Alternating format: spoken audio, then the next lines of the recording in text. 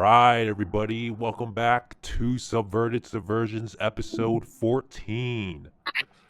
As always, we got with me my humble co-host, Jesse Larkins. What's going on, everybody? Happy to be back. Yo. And then also, we got an awesome guest today with us, Yancey Muzak. How's it going, man? It's going, man. It's going. I'm happy to be on Subverted Subversions, my third favorite podcast behind Night Owls. Well, what's the second? Third? Yeah, wait, third?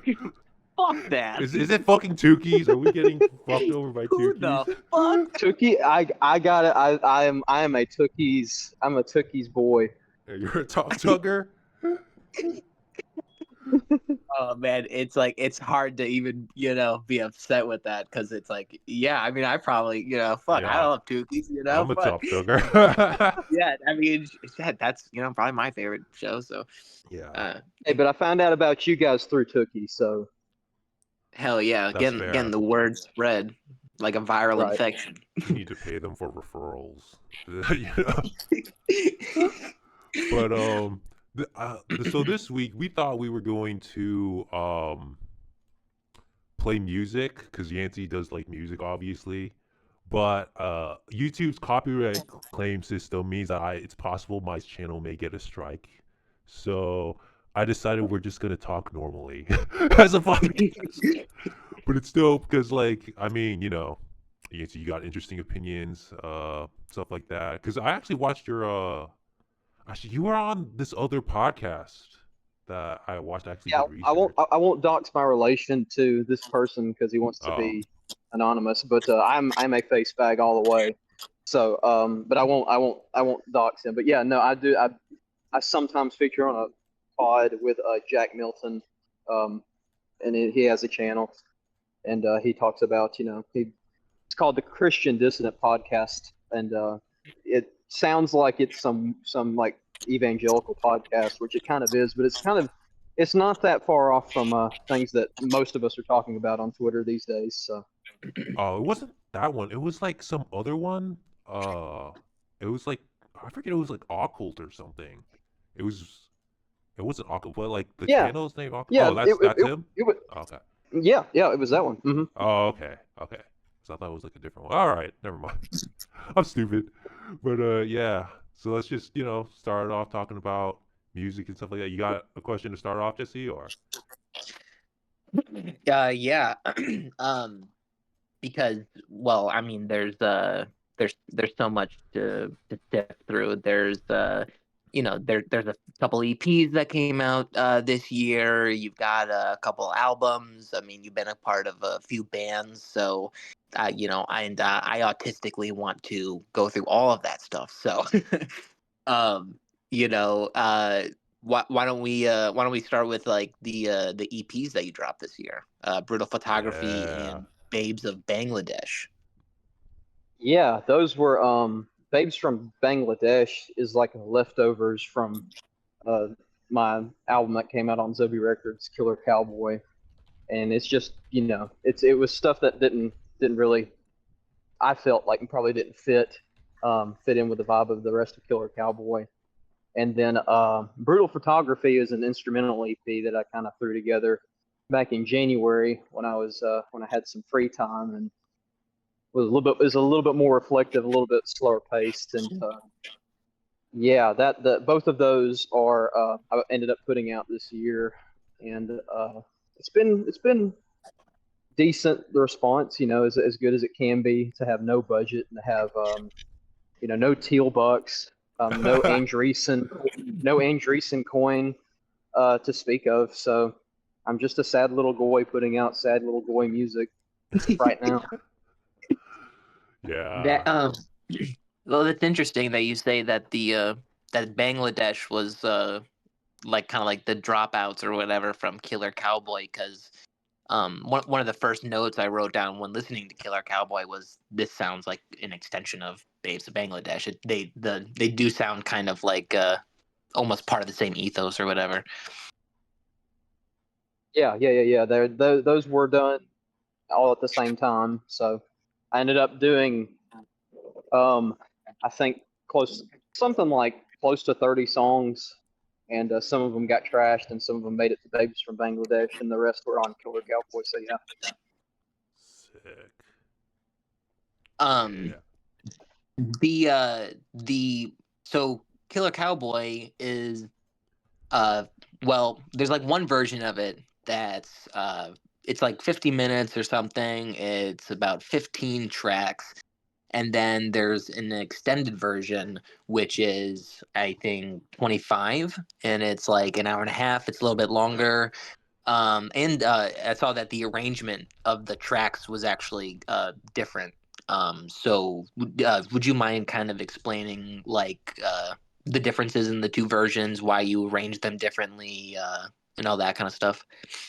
Yeah, no. I got to listening to Killer Cowboy, and I'd spent roughly like a year and a half on Killer Cowboy, Babes from Bangladesh, that whole bunch of tracks. And I actually finished Killer Cowboy in like late 2023, and I submitted it to my label that I used to be on, Zubby Records. And they kept kicking it down the road, I think because they didn't like it, because it wasn't like, I don't know, like shucking and jiving Blacc rap shit. And I'm glad I'm not with them anymore. It was just a pain to get anything done over there. You didn't But have no trap yeah, beats. they didn't understand like anything that I was trying to do. Not that what I was trying to do was that difficult to grasp. It was just kind of like, it is what it is. I mean, it's not hard to get an idea of like what that bunch of songs anyway. But no, repeat that question again, because I was going somewhere with that. I was curious, just because the extended version is the songs are Right. arranged differently. Right, the extended version. That's what I was trying to lead into. Yeah, Anyway, yeah. so after having sat on it for about a year, I went back and listened to what I had sent in and how I wanted it sequenced, and I was just like, I wish I would have made changes. So I just put the extra tracks that I didn't put on Babes from Bangladesh and that I still had MP3s of. I just put it on one big YouTube video and reshuffled it in a way that I felt like maybe was a little bit stronger. And it hasn't done crazy numbers or anything, but it's out there. That's probably the better version that I would like rather people listen to. The But extended version.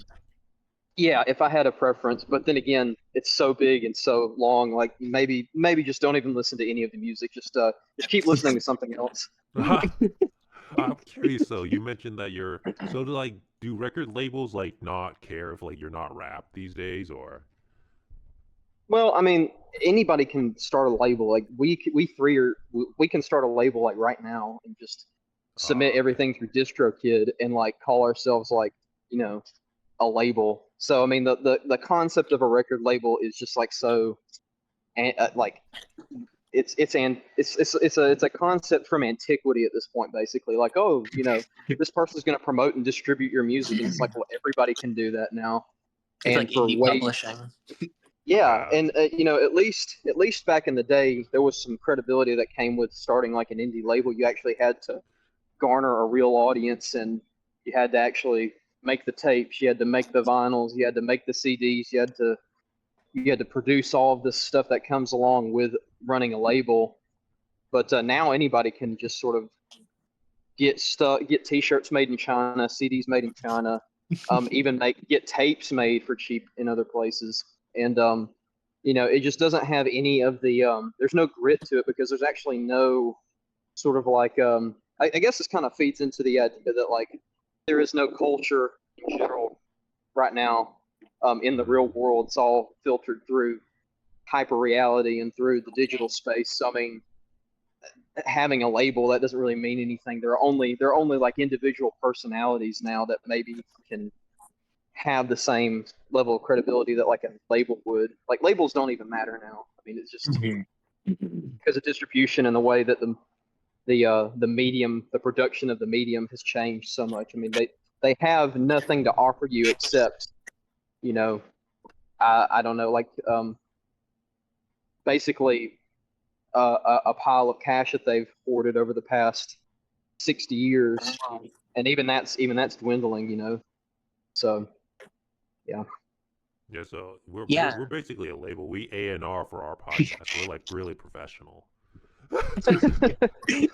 I mean, you joke about that, but like, you know, you're like your podcast is its own kind of. I think the strength of the brands are going to mean a lot more than just how well you can maybe. Maybe I'm just talking out of my ass just because I like your podcast, but definitely have a strong like a aesthetic sensibility for and the guests that you kind of have on kind of it all feels very consistent. I feel like you guys are going to do very well with it, and outside of your own work being, you know, really kind of out there and novel in its own way. Oh, thanks, man. Yeah, let's talk more about our podcast. No. Yeah, that's how great it is, actually. Yeah. A I think podcast you're about right, podcasts. though. I think you're right that that people are definitely beyond labels at this point. I definitely don't pay attention to labels anymore. Or really, I don't think I really, you know, did too much really. Except for Sub Pop, because I noticed that so many of my favorite bands were coming out of there. Shout out Beach House. But uh, oh man, and then I totally just lost my train of thought. It's kind of weird though, because I would say it's like the opposite for me. Like I look for labels because it's easier for me to find artists that like sound similar, and I feel like most people don't do that, which is half the problem. But labels are useful for me to like find other people that sound similar. Is basically the point. The last time I felt like invested in a label was back in like 2016. There was an indie sort of bedroom pop label called Human Sounds Records, which I think King, me and you've talked about them actually before, right? Human Sounds Records? I'm not sure. Who do they have? They have Triathlon. Oh shit! Yeah. I listened to Triathlon. Yeah. Okay. Right. Yeah. I was like, I'm pretty sure me and you bonded over Triathlon. Yeah. But yeah, so there was a short brief period where it's like, oh, this is cool. It's like an indie label. They're like gathering in an aesthetic. They're gathering a cohesion, you know, through all of these different artists that all have like similar vibes or whatever. And then obviously it got broken up by, you know, Me Too and all this dumb bullshit, and now it's just like, okay, the one, you know, the one, it, almost like it was an indie press or something. You're just like, oh, I like the rise of this group. This is interesting. I'll follow this, and then it just fell off the planet, and now there's nothing to cling to. Yeah. And Me Too really hit the indie. Me Too really hit crack in the 80s. You know, this was like it was over after that. Like everybody got taken down by allegations. Everybody got taken over by the allegations since the 80s, or maybe you could. No, I said I said the Me Too movement hit the indie scene and indie circuit like crack in the 80s. It just Okay. destroyed the indie sphere. Yeah, you know? yeah. That's true. Yeah, it 100% did. Because I followed a ton of these artists, you know, despite their political affiliations, and I just watched them all slowly, whatever like trajectory they were on, they all just slowly started like eating each other and devouring each other, and now like no one gives a fuck about any of these people anymore. It's like you know, I think maybe the one person that people still kind of talk about is like Claro, and that's just because of, you know, her simp appeal, but you know, Beautiful Claro, yes. right. But and what I was saying about that on the you know the destruction or the you know the dissolution of like live music is I mean it's Me Too has a lot to do with that, because I mean you kind of like made it impossible for anybody to do things that are the reasons you get into bands for, which is like girls. I mean, so you know why even be in a band if you can't get girls? And I mean, like I know that's why I picked up guitars, because I just wanted to impress girls, but you know, Right, it obviously goes further than that. But then you know, and then COVID too. COVID can't be underestimated how much it just leveled and consolidated all the energy that was there for live music into festivals. back into the festival sphere and circuit. You Yeah, ever I'm hear pretty of sure. yeah. I was gonna ask Sorry. though, yeah, you ever hear about anybody getting sexually assaulted at a VIP meet and greet? Or that's the new business model. I think that's a good business model. I mean, like, that, like, why else would you want to go to a VIP meetup with Bono if you didn't Yeah. think you were going to get touched by him? Right. And girls are whores. Like, they want that. They like want to go get gangbanged by like NWA. Like they they fantasize about it, and they so they can like tell their girlfriends and shit.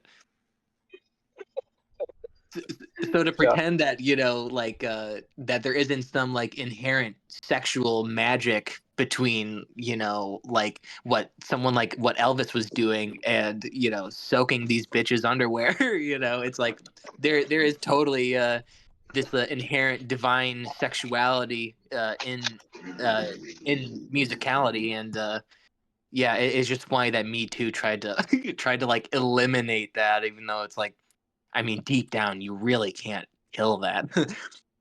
Yeah, no, I mean, and that's it's funny to mention Elvis there. The whole impetus for rock and roll and for counterculture music is like the eros. It's like Mhm. it's the sensuality, and I don't really mean that to be like crude, like it's all about getting women. It's not, and it's not all about sex, and it's not all about drugs, but like you can't divorce those things from a movement or a genre like rock and roll, or how it came to be. And it's funny because I've always found this is not really related to anything you were just talking about, but you just sort of made me think. It's something I've had in my mind a lot, where all of these guys, like Johnny Cash to Jerry Lee Lewis and Elvis Presley, just insanely popular, insanely influential in rock and country, and basically they're all in that same strain of blues, of Southern American blues, that culminated into the Anglification of it in rock and roll and country, um, in a huge way. Anglification being kind of just like a broad term for whiteification, just for YouTube purposes, I guess. But I always found it funny that those guys were all like devout Christians, in at least in their in well, it's like, they all would still sing gospel songs. They would all do gospel numbers, and like, Jerry Lee Lewis was even going to be like he went to seminary. I think he was going to be a minister. So to Oh, me, there was always something and obviously Elvis discovering music in the church, and yeah. I think like the was, I forget what denomination, but it was heavily black where he kind of grew up. So it was very much, um, there was an eros there already, just because that's kind of how um, blacks express themselves, which is always fascinated white people. It doesn't matter how far into the right wing spectrum you want to get with it. Yeah, We and he white. channeled that like learned sexuality like from that experience. Mhm. Yeah, but He, Elvis I put just like found it funny. I No, go was ahead, sorry. yeah. So if I'm getting this straight, Elvis like sexualized his music because he went to black church. Am I reading this correct? Basically. He got touched on by Auntie at the black church and started shaking his hips. Yeah. Okay. Well, I'm sorry. I cut you off, Yancy. Go on.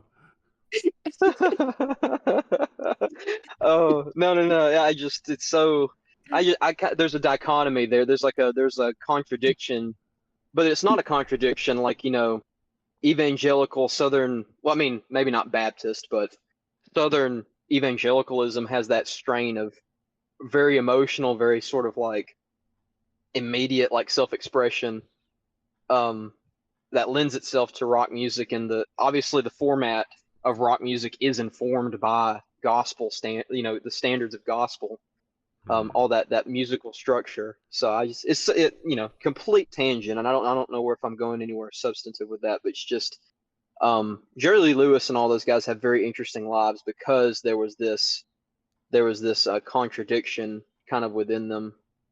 Um, anyway, No, I but to kind of tie it agree. back to the indie scene, Oh yeah.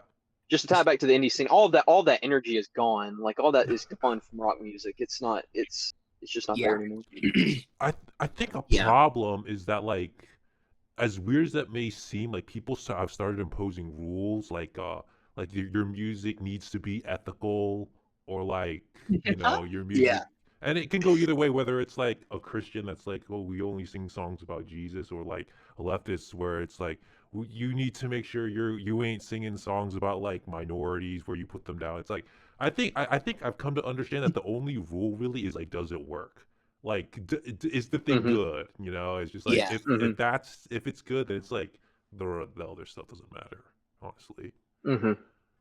Yeah, Mm-hmm. all that other Yeah. stuff is what it's what puts these blocks between you and truth, Mm-hmm. discovering what you need to discover out of the medium. It's like, I'm gonna keep putting up all these strange roadblocks that it'll keep me in this eternal debate within myself from ever being able to be, to explore myself truly, or or be Yeah. satisfied.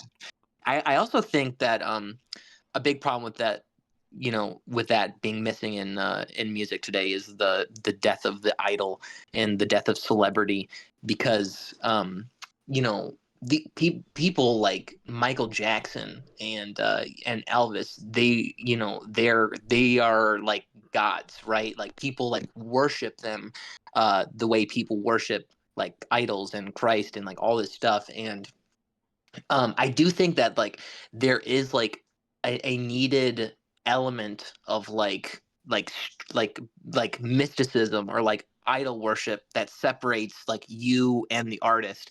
And over the past like 10 years, there has been a complete and utter death of any, and it's like, who is a celebrity that even matches to like the former ones, from like 15-20 years ago. It's like they're either all dead, or they're dinosaurs that have like lost whatever magic and mystique they used to have. It's like the only like living like remaining idol, so to speak, is like Tom Cruise, maybe. you know it's like no one else. It's like when you watch videos of like Michael Jackson and Elvis and like people just swarming them, it's just like people are crying, they're on their knees, they're like overcome with like a religious reverence or something. It's like this totally like spiritual experience, and by having everyone kind of be on like the same playing field, it has ruined that mystique. It has killed that completely. And now and I think that has trickled down even to the sexuality of the sexual connections between the audience and the music too. I think you can see this most um like the idea that idol worship is dead. I would argue that you know the idol worship that maybe you're kind of talking about is really just more an adulation and a recognition that this person is bringing something, is like a master of their craft, or they're bringing a transcendental sort of energy or perspective on something, and we're all kind of here to witness that. I think a lot about Jerry Lee Lewis nowadays, because his whole life was very crazy, and he was insane, and he was amazing. But it's somebody like that.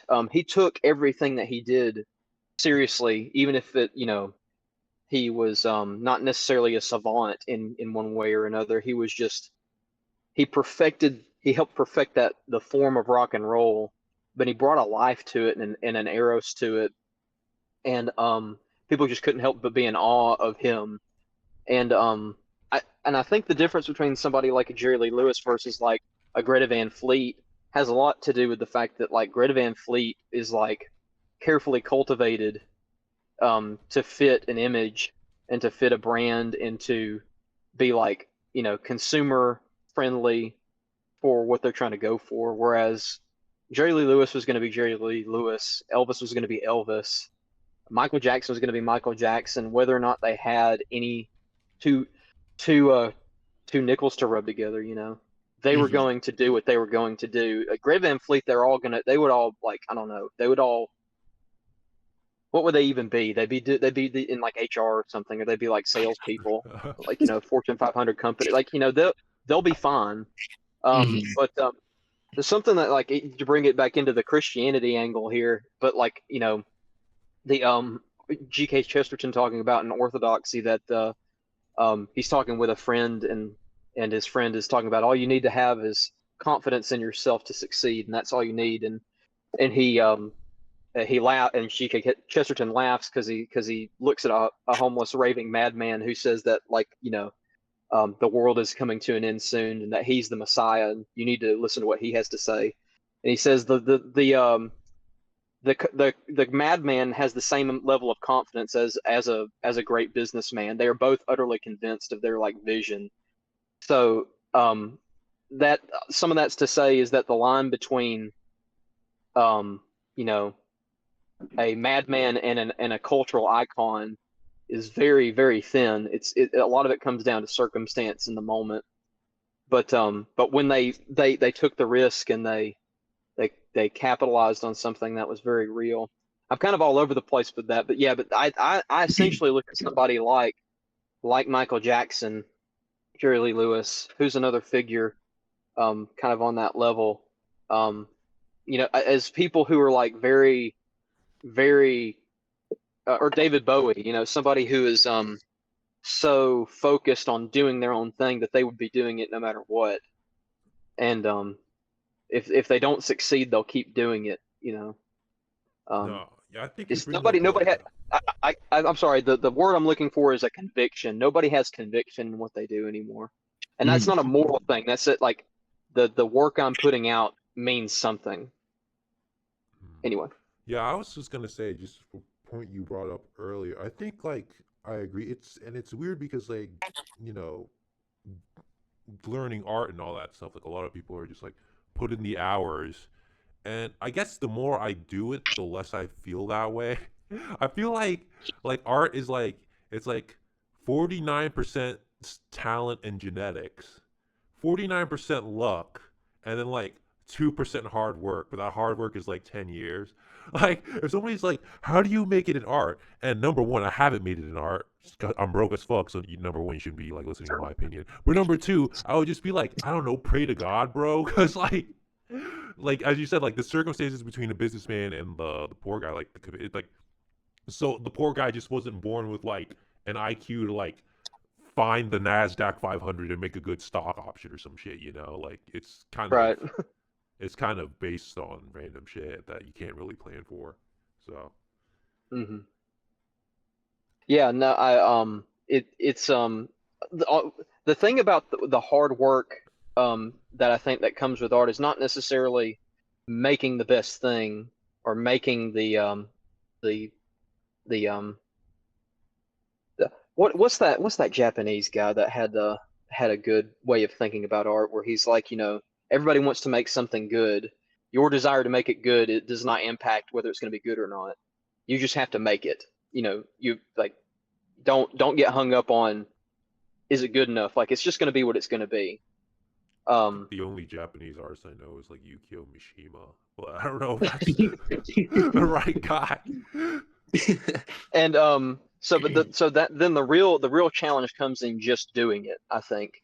And that's sort of the madman like conviction that a lot of these guys have that I think I think I might be trying to hit on. It's just that they will keep doing it. They will keep at it. They would have done it for 100 years if they could, even if they had no success. That's kind of how. Excuse me. That's how focused they were on it. I think that's the only hard work that comes with art because it's like you said, a lot of it is just like genetics and natural talent, but the other element there is just like perseverance, just keeping Yeah. at it. Because So that's how you discover and cultivate more skills. You can't just contrive new skills by trying different. I mean, you can, but a lot of this bears out with time. I think time is the ultimate indicator of quality of anything and of a person of a work of art. Anyway, Mm. kind of a lot going on there. I'm not sure if it meant any sense, but Well, I would definitely agree with that last part. That it it really it's almost like too close uh to the sun when something comes out immediately to have any sort of reference point for it or understanding of like how it'll feel.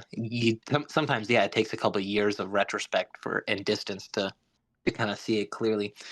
Um, I was gonna ask what's like some of your main artistic drives that keeps you pushing to keep making music.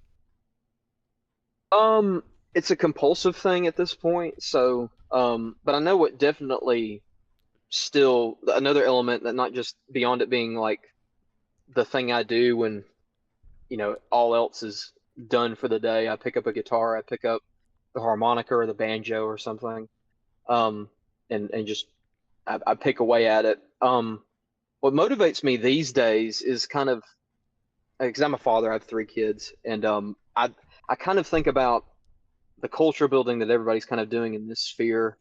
And I know if people get discouraged, they don't have the teal bucks, they don't have Andreessen coin. They're just sad little goys in their little Plato's cave, making little um, their own little shadow puppets to play with. But I think that's actually very important because if we don't do it on some like it has to start somewhere. If we forfeit culture, not just so that the left or that some other entity even worse than that takes over. Um, it's really has more. It wouldn't even matter if it was if the cultural forces that were kind of pushing against us were negative. If they were just neutral, I think it would be a bad thing if people stopped playing music, writing, doing creative stuff because then you've outsourced all of your culture to something else and it's not yours anymore. You're just a little piggy eating slop. And that's what I'm trying to push against is trying to just like say no, I'm gonna make something because I'm who I am, and I'm in a it has value because I made it. Not and that's not to say, as like Cairo Smith kind of points out, that some people their work becomes an idol to their effort, and that's what validates their work in their mind is the effort. It's not really about that. It's more just about like somebody has to do it, and whether or not it's good or not, time will bear out. It just has to be done, I think. Because otherwise, I mean, what else are we gonna have? Yeah, I think that in many ways, I don't know, like, if your success, like our individual success, matters at this point in my life because I'm not rich yet. I guess the best bet is like do something for like so that the next talented guy, the guy that's more talented than me, because like just thinking about generations, there's definitely somebody out there on this planet right now that's like more talented than all of us, right? So it's just like leaving the inspiration for that guy to pick up, and maybe he's gonna be successful and blow it up. I don't know. So Do you remember that line that conservatives used to rail against back in like 2015, 2016? How the left people on the left would say that like you have to see it to be it, and everybody on hmm. the right is like, no, who's that? Ben Carson didn't see a black surgeon. He didn't need to see a black surgeon in order to become a black surgeon. And I'm thinking, but there's probably more black surgeons now because of Ben Carson. Like Hmm. yeah, you don't like I Yeah. think you're touching on something where it's like you have to people do have to have an example in front of them to prove that something can be done. So I think you're like that's actually kind of where I'm at too, but I think it's more focused on my own kids who I'm trying to cultivate, some musical skill or even just any skill or any interest of any kind, just trying to encourage that. Um, and and that's more specific. But I mean, if somebody somewhere, sees hate spree and is inspired to do something on their own, I think that was worth like a million copies of hate spree cash money in your pocket probably Yeah. because that Cause means yeah. you've gone into the future. You haven't just cashed in on a moment and now you bowed out. Cause that is like as you point out, that is the idea. Like, why is like the N word like the first thing? It's just to prove that it can be done, you know. And I think that's probably something that everybody's trying to Yeah, do. And I'm like, I don't know if you notice this, like, why aren't more people like doing shit like that? I'm so surprised at how like little like the bar has sometimes actually moved in like the content of what like we do. Like it feels like a lot of times like a lot of people don't want to like push the bar, which is really weird considering like we're like me and Jesse, we're kind of on the extreme side of like right wing fiction already, you right. know. I don't know, it's weird. Yeah, I you mean, yeah, you had to show them the way. you do. Chuck, You do. Chuck, I have respect for anybody who's doing it, even if I don't necessarily like vibe with it all the time. Yeah. I have immense respect for people who are doing it for free and putting effort into it. And that's not to say that we have to validate every single thing that comes down the pike, but just to say, hey, this guy made this. Let's evaluate it. Was it good or was it bad? And if it's bad, well, let's just we could be a little bit more, constructive about it. That's something I would actually like to see. I would actually like somebody to send me like private messages, like, or even just call me out on Twitter, just like, dude, this song was ass, but like the guitar solo, you need to focus on that guitar. You need to that is gold right there, baby. But the song is shit.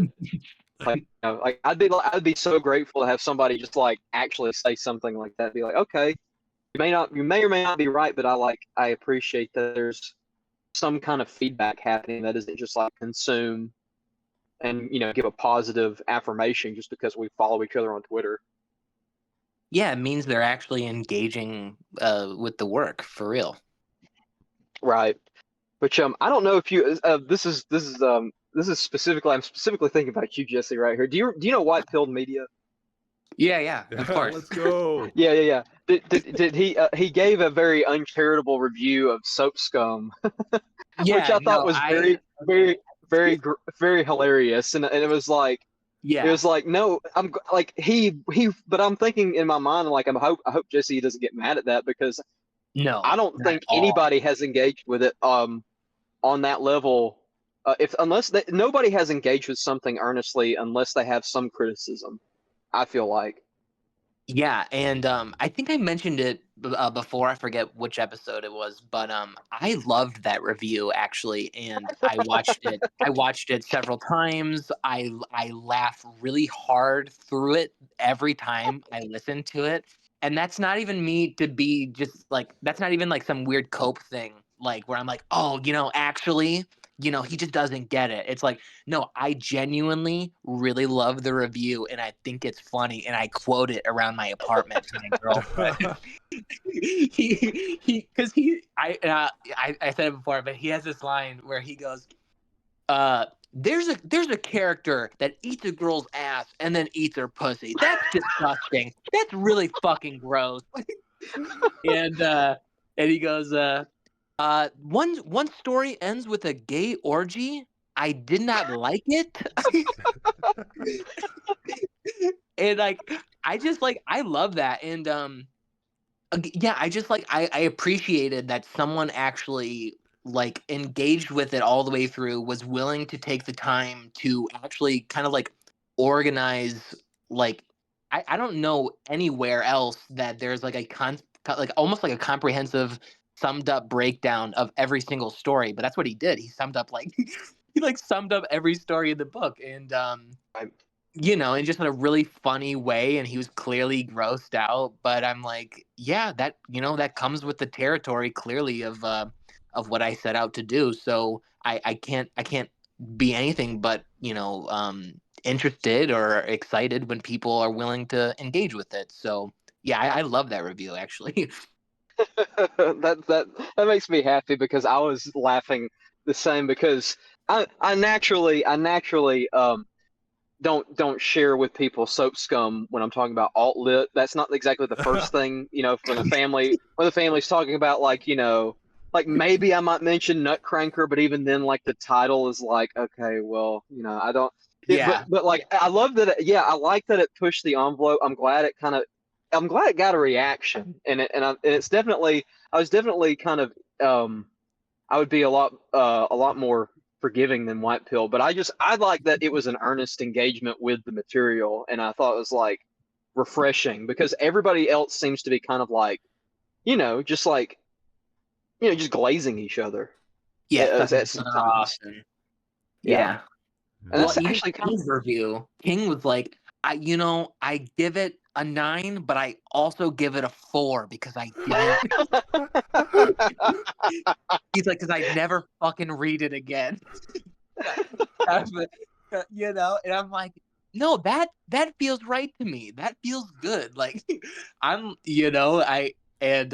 feel like that even brought us closer together somehow. So, I do appreciate that. And as an artist, if I'm setting out to explore truth and trying to find, whether that's just like the other end of my own bullshit, then I have to engage with, other people's responses to that. And I just love all that shit. So yeah, I'm glad you brought that up. Yeah, that was actually, I was meaning that I kept that in the back of my mind. Like, I hope there's a good point to bring that up, just because I thought it was so funny. But Mhm. I genuinely think most of the people in this sphere don't take themselves too seriously, which is something I really like, and not because it makes me feel better about my own shitty work or something like that. It's just that I know that because it's a little bit more laid back, people are a little bit more open to criticism.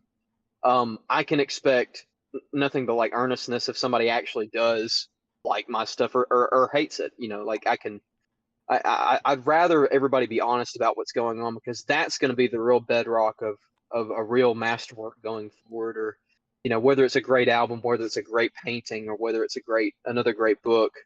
That it's gonna entail just people kind of being honest with each other. Oh man. Where you're on a pod with two people that hate your shit. Yeah. Actually, that makes me Bring think it on. though. Have you like thought about a lot about like I know we talk about but like the right wing sphere of like music, because I know for me like I'm a fan of Negative XP. I don't know if you've ever heard of him. Yes, yeah. Yeah, the Hmm. Scott Pilgrim guy. I'm also a fan of Ariel Pink, and there was this one guy back in the day. I don't know if have you ever heard of Matthew Melton? Dude, okay, I have a great introduction for Matthew Milton. Okay, So let's go. I I was living at home in 2017, a year after I graduated high school, working a fast food job, and before I got a decent job. And I'm listening to, my dad would often like play music on his CD player, record player combo from Target with absolutely terrible speakers. But he would throw it on and he's doing work or something. And the album was Dream Machine. Do you know Dream Machine? Yeah. I know it. I used to listen to that Okay, shit all the time. Matthew Milton's band. When he put that on, I thought it was something from like 1972, and it was like a throwback psychedelic rock album. And I just thought that for like 3 months. I was like, oh, that's cool. I gotta look him up when I get the chance. And when I did, I found out how my dad found out about him. It's like, yeah, they got kicked off their label because his Bosnian wife says she doesn't like Mexicans or something. And I was like, whoa. And then they were on the Greg Gutfeld show, which is whatever. But like, they made great music. I'm not sure they're together anymore, him and his wife. Yeah, it doesn't seem like it. That's what I heard anyway. Yeah, I'm sad about that because they were a great band. Their 3 records that they did were really good, and I like Matthew Melton's stuff as it stands. But yeah, he does collab with Ariel Pink, I think, a little bit. I generally like a lot of those guys. I'm not a big fan of Negative XP, honestly. Okay. Is it I too was like gonna ask. incel, or like what's your beef? Yo, let's have some honest criticism right now. No. Well, for one, he's Asian. Okay. No, no. He's got He, his eyes are I'm too not. fucking slanted, He can't see the notes on the sheet music. What the fuck is going on here? Hello, I am Negative XP. I'm inventor of incel rock. Anyway, but I'm not really that big on like kind of like meme like that, like joke music, and I kind of consider that kind of like joke music. I liked what his album. What was it? Gamer 3. I liked that one a little bit better. It seemed like he got a little bit more focused in the songwriting, or at least the production, and it comes off a little bit better. But generally, I don't like his big songs. I just was never kind of into that. Sort of repackaged slacker. My life In sucks. Chud rock. I gotta shoot people because I don't have a girlfriend. Music.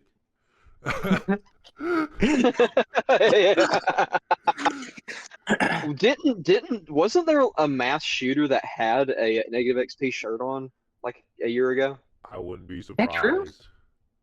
There was something like that. It was like I think it was a black kid. Oh shit. That actually sounds familiar. Yeah. Very Anyway, possible. and not that I hold. If anything, that's just it just shows that he's making something that's very real and it's activating people. But He's your FBI handler. Fucking negative XP is your FBI handler. Yeah. I sent out free shirts to all the kids who want to shoot up schools. I mean, that's one way to market yourself in this sphere. But no, for the most part, I wasn't too big on Ariel Pink's last album. Recently he came out with, but I've always loved Bombi Jameson, that album, and Yeah, dude. some of the stuff that came after his like Substack era is pretty good. You know, where he's just putting music on Substack after he got canceled. Mm-hmm. Yeah, I actually was gonna ask you about Ariel Pink because I'm a huge fan, and that was like the first thought that came to my head when I was listening to Babes from Bangladesh. I was like, this sounds kind of like Ariel Pink. There's sort of like a funky, sort of like a ghoulish almost quality to the pop vibes of it, and I thought Killer Cowboy had some of that too, but I definitely listening to Babes from Bangladesh. I was just like, man, I'm definitely getting some Ariel Pink type vibes. Was that a kind of an inspiration at all, or you just not really conscious of that, or? I starting out was kind of like I'll incorporate a few elements because I love his aesthetic. I love his sort of pocket maximalism because he will just throw so much on the canvas, but it's not overpowering. It's dense, but it's very small in scale. It's not huge, you know. And it doesn't have a lot of huge arrangements, but he definitely layers stuff in a way that I find really really cool, and it has that sort of low fidelity punch to it. That's very I've always loved it. Ever since I listened to Pom Pom, I was just like, whoa, okay, that's actually really good. I'll try and incorporate that with my own thing, because I write songs differently than Ariel Pink does. I can almost for certain say that the way we write songs is different. I feel like he is a lot more of a creature of the studio, and I'm much more old school in that I learned how to write songs on an acoustic first, and then you put them down to record. I feel like he's a little bit more of the Bowie school of we're going to kind of stitch a song together in real time. That's what I would have to guess his style is like in the studio. But no, but then it all kind of came out when it was all finished. I was like, yep, this is kind of like blatantly in that same camp, but I'm fine with it because the songs are different than his. Right, right. I don't have that Frank Zappa element that he's able to kind of have. It's the the whimsy. I don't have a lot of whimsy going on there. I'm a little bit more boring than that. But there are some songs where it's like I feel like you really hit that same level of like propulsive sort of energy, and just like you'll just like include random like sound effects that aren't really too random, but just like they complement it really well, and just add extra like textures to the songs. Cool. I mean, were there any that you can think of off the top of your head? Because it's been like close to 2 years since I recorded that, so some of that stuff is actually kind of not in my headspace at the moment. Yeah, I think it's called "Stay With Me" on Killer Cowboy. That one like opens with like gunshots and like a cacophony of like crazy like sound effects like that before it Yes. goes into the track. Yes. the laughing. Yeah. I pitched that down because yeah, I had the gunshots, and actually, Yo, yes, are you there? Oh shit, we lost him. Oh shit, We lost him. Nancy, you broke up. Let me. We were just getting to the Killer Cowboy secrets.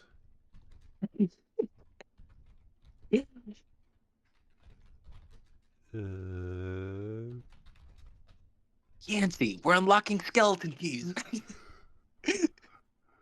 Yeah, all right, I'm back. I'm sorry about Oh that. shit. no Are you problem. Yeah, okay? we're just making. Yeah, is everything good? Yeah, Okay. I walked off without. So I'm back. No worries. Anyway, like pick up where you left off. I missed something there. We thought you got taken out. Yeah. Don't talk shit about Oreo Pink, man. Yeah, you can't. um, shit. Were we just? I think we were just talking about the. You Yeah. were Oh, pitching down the Yeah, laughing pitching at down. that track or something.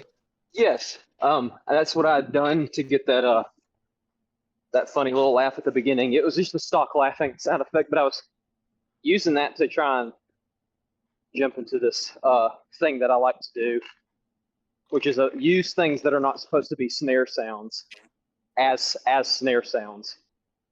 The gunshot I use a lot because I couldn't get a good piercing kind of full snare sound. It would either be really high and tinny or really low and like boosh, like very 80s, which I like. But the gunshot was perfect on some of those songs. Yeah, it's definitely got an 80s kind of vibe to the, stream. When I honestly across all three works, I guess that we've been discussing, the EPs and the album, I consistently was visualizing like nighttime driving and whether it's like desolate nighttime driving or it's like driving past like neon signs and stuff like that. It did give me this very 80s sort of transportive sort of feeling to it. Yeah. Nice, very cool. Yeah, it's very 80s popish. I mean, for me at least, I thought Brutal Photography and Bags of Bangladesh they were okay, they were pretty good. But like re-listening to Killer Cowboy, I don't think I re-listened to the deluxe edition, my bad. But no, Killer Cowboy still like I re-listened to it, I'm like, yo, this is still great, dude. Like I think my favorites were I think Millie Chevy Chase for sure was freaking Yeah. awesome. And Hmm. then let me see the track list. I think there's one like that's called like Tyme or something. I forget what it is. Uh, don't play any music so that okay, copy. Okay, cool. Let me see. Is it like a movie? Like a movie is dope. But I mean, all the Yes. yeah. All the songs are pretty dope though. Yeah. Yeah, Cool, that yeah. like a movie and King of Everything were my two favorites. I've been bumping those in the car. Those are sick as fuck. Nice. You Very you cool. were saying that you for the extended edition you put um you rearranged them in a way that you thought would flow better or like hit heavier, right? Right, yeah. Okay, so Because I is kind of that why some of those tracks they're kind of pushed more to the front? yeah, and Okay. it sort of ends the same as the finger quotes official release, whatever the hell that means. But yeah, no, it starts off differently and it kind of segues back into the original sequencing towards like the end of the middle. So Yeah, actually, I'm curious. Do you have like a favorite song where they're like all your children? You can't like pick a favorite off of like I guess maybe not even Killer Cowboy, like your entire discography. Like is there shit that you really love? I mean, if I had to pick, I know that I always felt like Millie was the one that was best because my father said it was the best one that I'd done. And my dad's was a musician too, and he has some songs that really knock me down when I listened to them. So it wasn't just that my dad was in a band. I think my dad been, is a very competent songwriter. So he complimented Millie. He's like, that sounds like your tightest one, your most concise, And I'm like, okay, well, I guess I like that one the best now. I, But did he teach you how to like get into music? Like, is that how you kind of got skills, or? yeah, he showed me the first chords on the guitar, and I've taught myself everything else from there. I play a few Sick. more instruments than he does nowadays, but and I'm trying to pick up a few more here recently. And some of the new stuff I've been working on. How old were you when he first started showing you how to play? 15. Oh wow. Okay. Did you Yeah. have any like aspirations before then, or not really? Just to get a girl's attention. Any girl, and within 2 years it worked. I landed my wife, but I still wanted to make music after that. So that was Holy shit. Damn, he's that already was yeah. won, bro. Like that's Yeah. winning. Yeah. You got the girl. Now you're just like, oh, this is just like bonus wins after this. Yeah, you got the girl, you got the kids, Now you just get to Yeah. like hang out and make art. Yeah, I know. I mean, honestly, that's one of those things that is really fun. I think it's way more liberating than if because I think I had the opportunity maybe before COVID to maybe not be anything noteworthy, but definitely I could have had more than kind of what I have right now. But obviously COVID derailed live music, and it totally kind of shifted everything, and that's kind of time I can't get back. But I think I'm obviously very, very much better off here now, just because I think anything I do will actually kind of mean more, just because I've got everything established. I've got everything, that y'all really everything that you need. So I'm not trying to fill a void. So anything that I kind of do, if it registers with somebody, that's really my marker of success, I guess, because I don't really have any aspirations beyond just getting a better studio set up and having a better live band set up to play more consistently, and just that's about it. I have a question. So like, I obviously as you being more of a right wing guy, like I don't know if like because of COVID, like maybe you don't talk, but like how is it like navigating, I guess, like a left wing dominated industry? Like how do you deal with like dealing with the music industry being right wing? You hide it. I mean, I would play a lot in Nashville and stuff like that, and even down here in Birmingham, like after high school, I played with this horrible band that you can find somewhere online called The Dizzy. Phenomenal phenomenal keyboard piano player is this transvestite that was on the keys. But was ostensibly more right wing than some of the other guys in the band. But we had this midget and I was the youngest at the time. I was like 19, and they're all like mid 20s and 30s. And this midget, he's a literal midget, not like an actual dwarf, but like he's a he needs that leg surgery. He needs to start taking peptides too. So anyway, short chunky little midget guy is not a good singer, but he's the singer, and he's trying to do like he kind of thinks he's Tom Waits, and he kind of thinks he's Captain Beefheart a little bit too. So like he thinks he has the charisma to kind of just talk sing songs that are not that good to begin with, and I'm playing bass. So that was the most left. Well, no, that wasn't the furthest left, but that was probably the most time I'd spent around people who would have been horrified to know that I liked Big Shapiro back in 2017. Bro, we all had that phase, like where we were like, I know, Ben Shapiro should be president of the United States. He's so smart. Like, what the fuck was I thinking? Like, I was retarded. Dude, I know, but it's like that's how I became red pilled. Yeah. Watching his thug life videos. Just like beating the shit out of like 19-year-old retarded blue-haired feminists, like like a true, like this is just Jewish excellence, and you can't help but like be in awe of Jewish excellence. Right. Bow down to Jewish excellence. But yeah. being around those types of people, I just they could tell that I wasn't like them just because I'm not very couth to begin with, even around people I'm in agreement with. So and then in Nashville it was even worse because I would play around there. I would stay up there a little bit to try and figure stuff out, and it was just kind of I was never going to get very far with some of these people. And then kind of Tom and more kids coming along kind of distracted from going out of town so much. And I think definitely after Charlie Kirk's death, I kind of feel no inclination to kind of go into left wing spheres. At least not right now. I don't really. It doesn't seem like a battle worth having right now. Yeah, so it's like is like the country music full of like fake cowboys like Nashville like they do the whole Americana thing, but they're like actually all left wing. Well, I mean, like I was more in the like the alternative or rock Oh, scene up okay, there. I yeah, wasn't even yeah.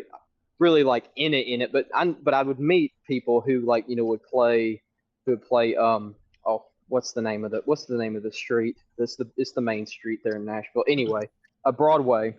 And yeah, a lot of them were from that area, but I mean, I can easily see. I think that's actually what a lot of guys are kind of moving to now, which is just kind of putting on a cowboy hat and having somewhat of an accent, but not changing any of their songwriting Yeah. style, and Yeah, just sort of cuz capitalizing on that. yeah, cuz that's like seems like to be the new thing to bring back Americana. Like Beyonce did like a cowboy album that I didn't listen to. So And that was just a pop album, with a cowboy hat on and like Levi's. I mean, yeah. that was not a country album. Yeah, You know? Young Gravy dropped a country album. Yep. It's like after Lana announced that she was gonna make this country album, you just saw like 50 people all be like, "Oh fuck, what do I? Here's mine, here's my country Yep. album." And Mm-hmm. but you're right, like I think that some marketing people are wising up to being able to like market Americana as an aesthetic, because you definitely see that in movies now too, where it's like some trailers are trying to, they're not even like strictly conservative movies or anything like that, but you can tell that some of these trailers coming out have been trying to push a sort of a like a hometown Americana sort of feeling. Isaac Simpson. I was really glad to see you guys on the carousel with Isaac Simpson, because I Yeah, think shout Isaac out. Simpson has a really good he has a really good feel for that kind of. I mean, he's from fucking California and he's a Michelin, so of course if he should know anything, it should be entertainment stuff. So, he's no, he's great because I think he kind of pointed to the Twisters sequel, kind of being last year, kind of being the start of this fake Americana revival that's going to be a move that's going to be made to try and get people back in theaters, which is probably not going to work, but Yeah, things that's a are definitely perfect example. yeah. So Yeah, but I heard they And fucked it up yeah. because like the main couple like doesn't kiss at the end of Twisters. It's like, oh, we have our I'm saving this girl from a tornado, but I can't even get a kiss. It's like, who's going back to the movie for that, bro? That sounds gay. Right. If you watch the movie, it's still operating under the same like corporate guidelines, for like the movies that are like entering theaters right now. Yeah. Like before you get to see handsome white Glenn Powell's face, there's like 20 minutes of diversity hires, and it's just like the most ridiculous DEI cast initiative sort of thing. It's like, okay, we will eventually give you the Americana we promised. Trust us. However, we cannot allow you to enjoy that until you have been lectured to at least a little bit. It's like the caveat being, it's just like, okay, it's like, we're gonna let you have fun, but you still need a little bit of bullshit. Dude, like what was you talking I'm sorry. Go on, Yuzi. I was you talking about the can't even have romance in your Hollywood blockbuster because it's two white people. And you kind of think back, what was the last like mainstream like, and it may not have been. I'm stealing this take from somebody else, but it feels right. It feels right. Yeah. It's what was the last like kind of big, like a romantic, like tragically romantic and just like most human exploration of a relationship in theaters that won a bunch of awards, and that was a cultural staple, and I think it was probably Brokeback Mountain, if you want to be honest. Yeah, I would. I mean, I think you could argue Marriage Story to some degree, especially because the TikTok generation, they just like they took the ending fight and they and they just like ruined that movie for anybody who hadn't seen it. They're like, "Oh, you want to see the most emotional climactic scene in the movie?" And then they just like memed the fuck out of it. Yeah, but that movie's more about how like don't get married, Yeah, like, exactly. like wait. relationships are doomed to fail, but like the Wait. Brokeback Mountain thing is like, I know the answer. it was, Wait. It's Scott sorry. Pilgrim versus the World. That's the last movie. And I gotta kill a bunch of dudes before I can get laid. Like the fuck? Yeah, or the roasting. I mean, yeah, that's where woke began. Like, this girl with bodies needs you to take care of her. She needs you to go on side quests before you can hit. And you have to be okay with her, her promiscuous past, even if that means her like fucking other women and shit. Yeah, it's that movie is really well done in the editing and the and everything else. But I mean, even as like I'm turning off like the critical thinking part of my brain, I'm just kind of like, this is just, who sees this character as like somebody to identify with, other than it is funny. Like it is genuinely kind of a funny movie. Like it is funny to see this hapless nobody just do anything to get a crumb. Right. Crumb of, it's like, anyway. Just one pussy niblet. Yeah, it made a generation of simps. Yeah, it made the women like whores, but then it made all the dudes like simps. Like that's the impact. I think that movie came out when I was like in 8th grade or something. And I definitely liked. I think especially during that phase of my life, I was like drawn to like weak male characters like that. Like ones who like seemed kind of like dorky and like sniveling to some degree, and almost like but like as I've gotten older, I've been like, no, that guy's like he's like evil. Yeah. Like that guy like can't be trusted. Actually, it's like some of these guys like they're actually kind of like whiny bitches, and Yeah, like I I mean, not to like be pro miscegenation, but at the end, I'm like, why didn't he go with the Asian girl? Like, what the fuck is wrong with this retard? Right, she's clearly like worshiping his white cock. And Yeah. like, no, I need this fruity bitch. A good example, Jesse, of like what you're talking about, like identifying with like weak characters or weak, of like false premises in movies is this Dead Poet Society for me, because I used to love that movie. Yeah, dude, break it for me because I still love that movie.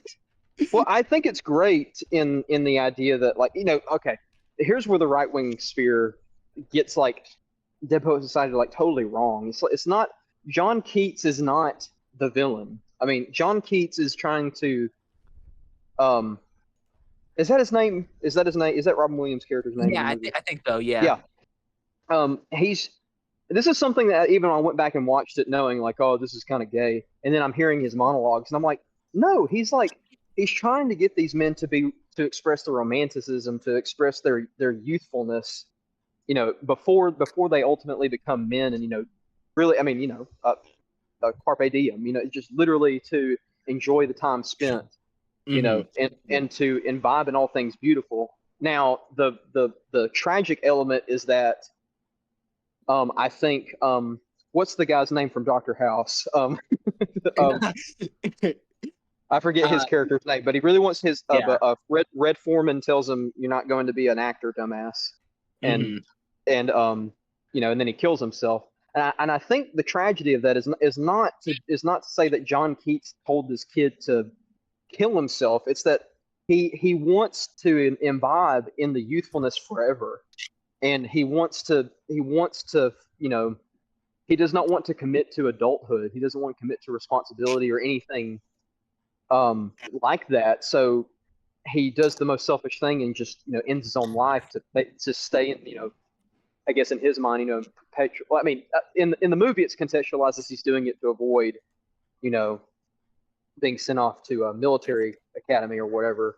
Mhm. And but I felt like rewatching it that it was him trying to avoid the inevitable, which is to grow up and to take responsibility and to move on and to accept that the beauty that he's experienced, the sort of the moments that he's experienced with these other guys, and the play, that is fleeting. It cannot last forever.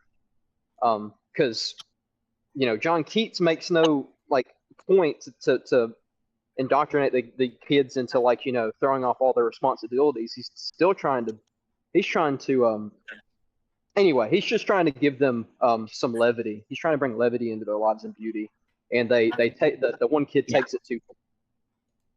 Yeah, it is cautionary tale, but it's not about don't read poetry. That's not what the movie's about. That's not the right wing take. No, the right wing take is John Keats is sadly right.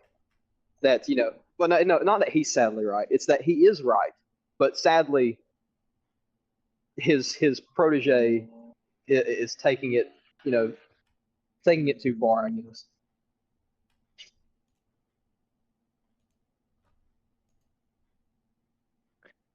Oh shit. Am I still? Yeah, you cut out for a second. Okay.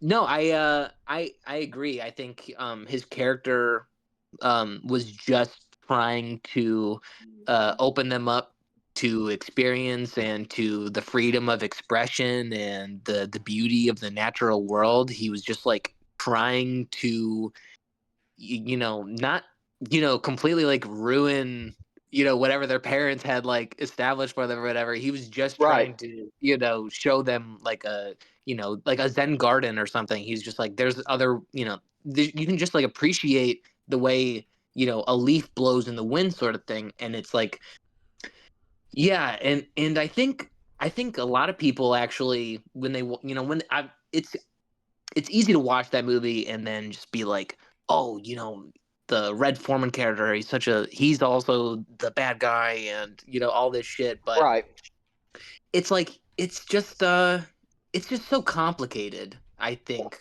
And I think that it's presented very complicated. Mm-hmm. You say it's life? It's life. They're all right. They are all right. But you have to learn how to live with both, and that's what Dr. House's best friend can't do. Is he just kills himself. Yeah, I was always very disturbed and moved by that, because it's all I think the way you summarized it was very apt. Just the him seeing a a futurelessness or an inability to be able to continue expressing himself the way he was able to in that one night, and he just takes it too far.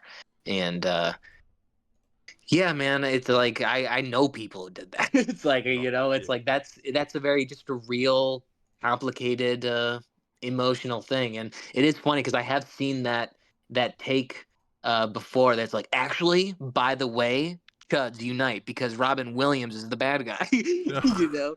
But the director was a gay guy, wasn't it too? They always try to point out the director is gay. Yeah, believe it or not, sorry. So that they can make decent movies. Unfortunately, we have to make better movies. I mean, they do. It's they write good books. They write, they make good movies. It's okay.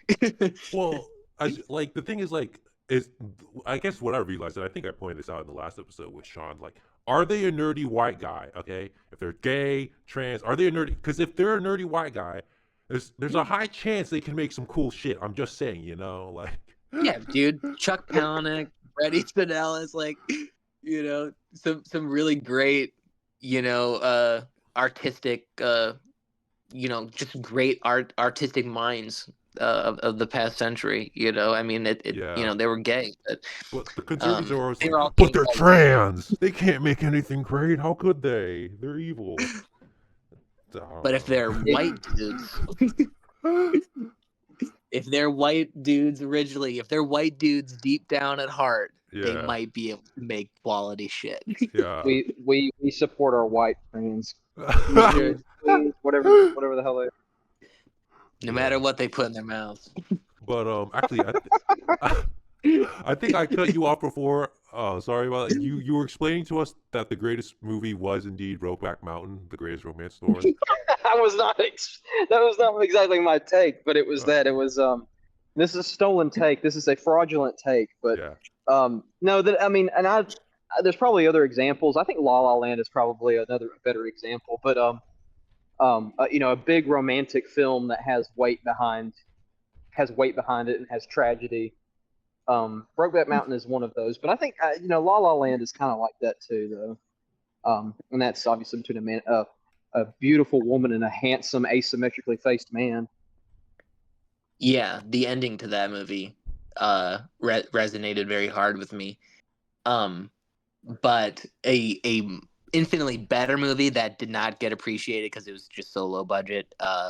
Blue Valentine with Ryan Gosling and is it Michelle Williams? I think where it's. Yeah, I mean, again, it's romantic, but it's also about like the total. It's like you observing the deterioration of a marriage, like in real time. But yeah, it's so like it's like swooning. It's like so fucking passionate. It's pretty stunning. But man, we got totally Well, totally diverted. I would just like to say, like, I feel like the thing about like romance movies now is like, what is it like? You never see like the female that's hot. All I ever see now is like naked dudes. It's like, oh yeah, like did you know that guys have like asses? It's like, yeah, I guess for all the ladies back there, it's like every single movie now. I think it's been pretty consistent. I don't think Right. there's a single movie where there's like a woman was naked. I'm not complaining. There was a universally agreed upon notion that it is no longer okay to objectify women. However, it is okay to get comeuppance on men by objectifying men. Yeah. So, so it's like they do these really just like absurd fucking things where they like have like stoner like ugly stoner bitches like doing the they like look at a guy who like starts walking in slow motion and is like flipping his hair and shit. The way that they used to make like comedic scenes about guys looking at girls and shit. But now it's like there's no comedy behind it. It's literally just like, this is us getting payback against you. What do you think of it? It's so ridiculous. Yeah. Oh, Yeah, man. it's like the cartoon where it switches out the man for the woman, and it's all the women telling the man you should smile more. And it's like that would be Right. like, how do you like being objectified now? It's like it's actually pretty awesome. Yeah. I actually like. I wish that would happen more, actually. Like how would you like it if people told you to smile more? And it's like, well, I wouldn't be able to contain myself. I would just start kissing everybody. I don't know how you women. I don't know. You women are so spoiled. You're so spoiled.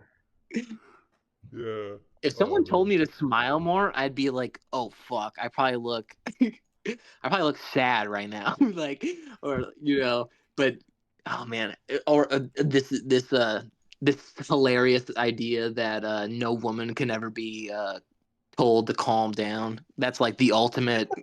You never They don't tell want you. a woman to calm down. They don't want you to. They don't want you to tell women to calm down because it works. Right. That's so Do not true. do not critique my emotional overreaction. It is completely valid. How dare you say calm down? You always tell her you're acting crazy right now. Stop. You sound crazy. I Yeah, go, be bitch, quiet. you're acting like a psycho. Yeah. And that usually does the trick. you know, it like, honey, can you take out the trash? And I just stare for like 30 seconds, like, you sound crazy right now. Are you okay? Honey, we have a leak. We have a leak again under the concrete. We need to get a jackhammer and you need to fix the leak under the concrete. It's driving up our water bill. And I just stare at her like the Kanye video before he licks his big old tongue on his lips. Oh man. Just stare her down into submission and total silence, and she'll understand. She goes, "Oh, I do all the chores now." Yes, bitch. I just whenever being asked to do anything, you just do that little smirk and look from side to side and look around, just like totally don't say anything. You're like, who are we kidding here? You know? Yeah. Me? Isn't that not It's like like- the it's job like of what- the stay-at-home daddy? Where like, shouldn't you just be playing video games and eating chips all day? Because that's what women would used to do, and so now we've reversed the roles. You can just play video games and I don't know, smoke weed all day.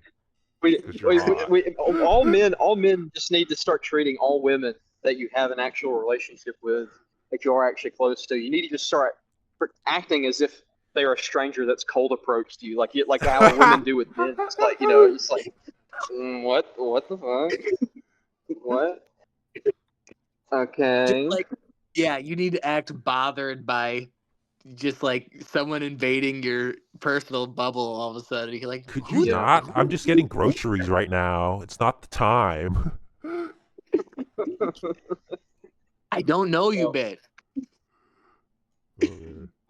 Yeah, that's how we gotta do. That's how we gotta do. Yeah.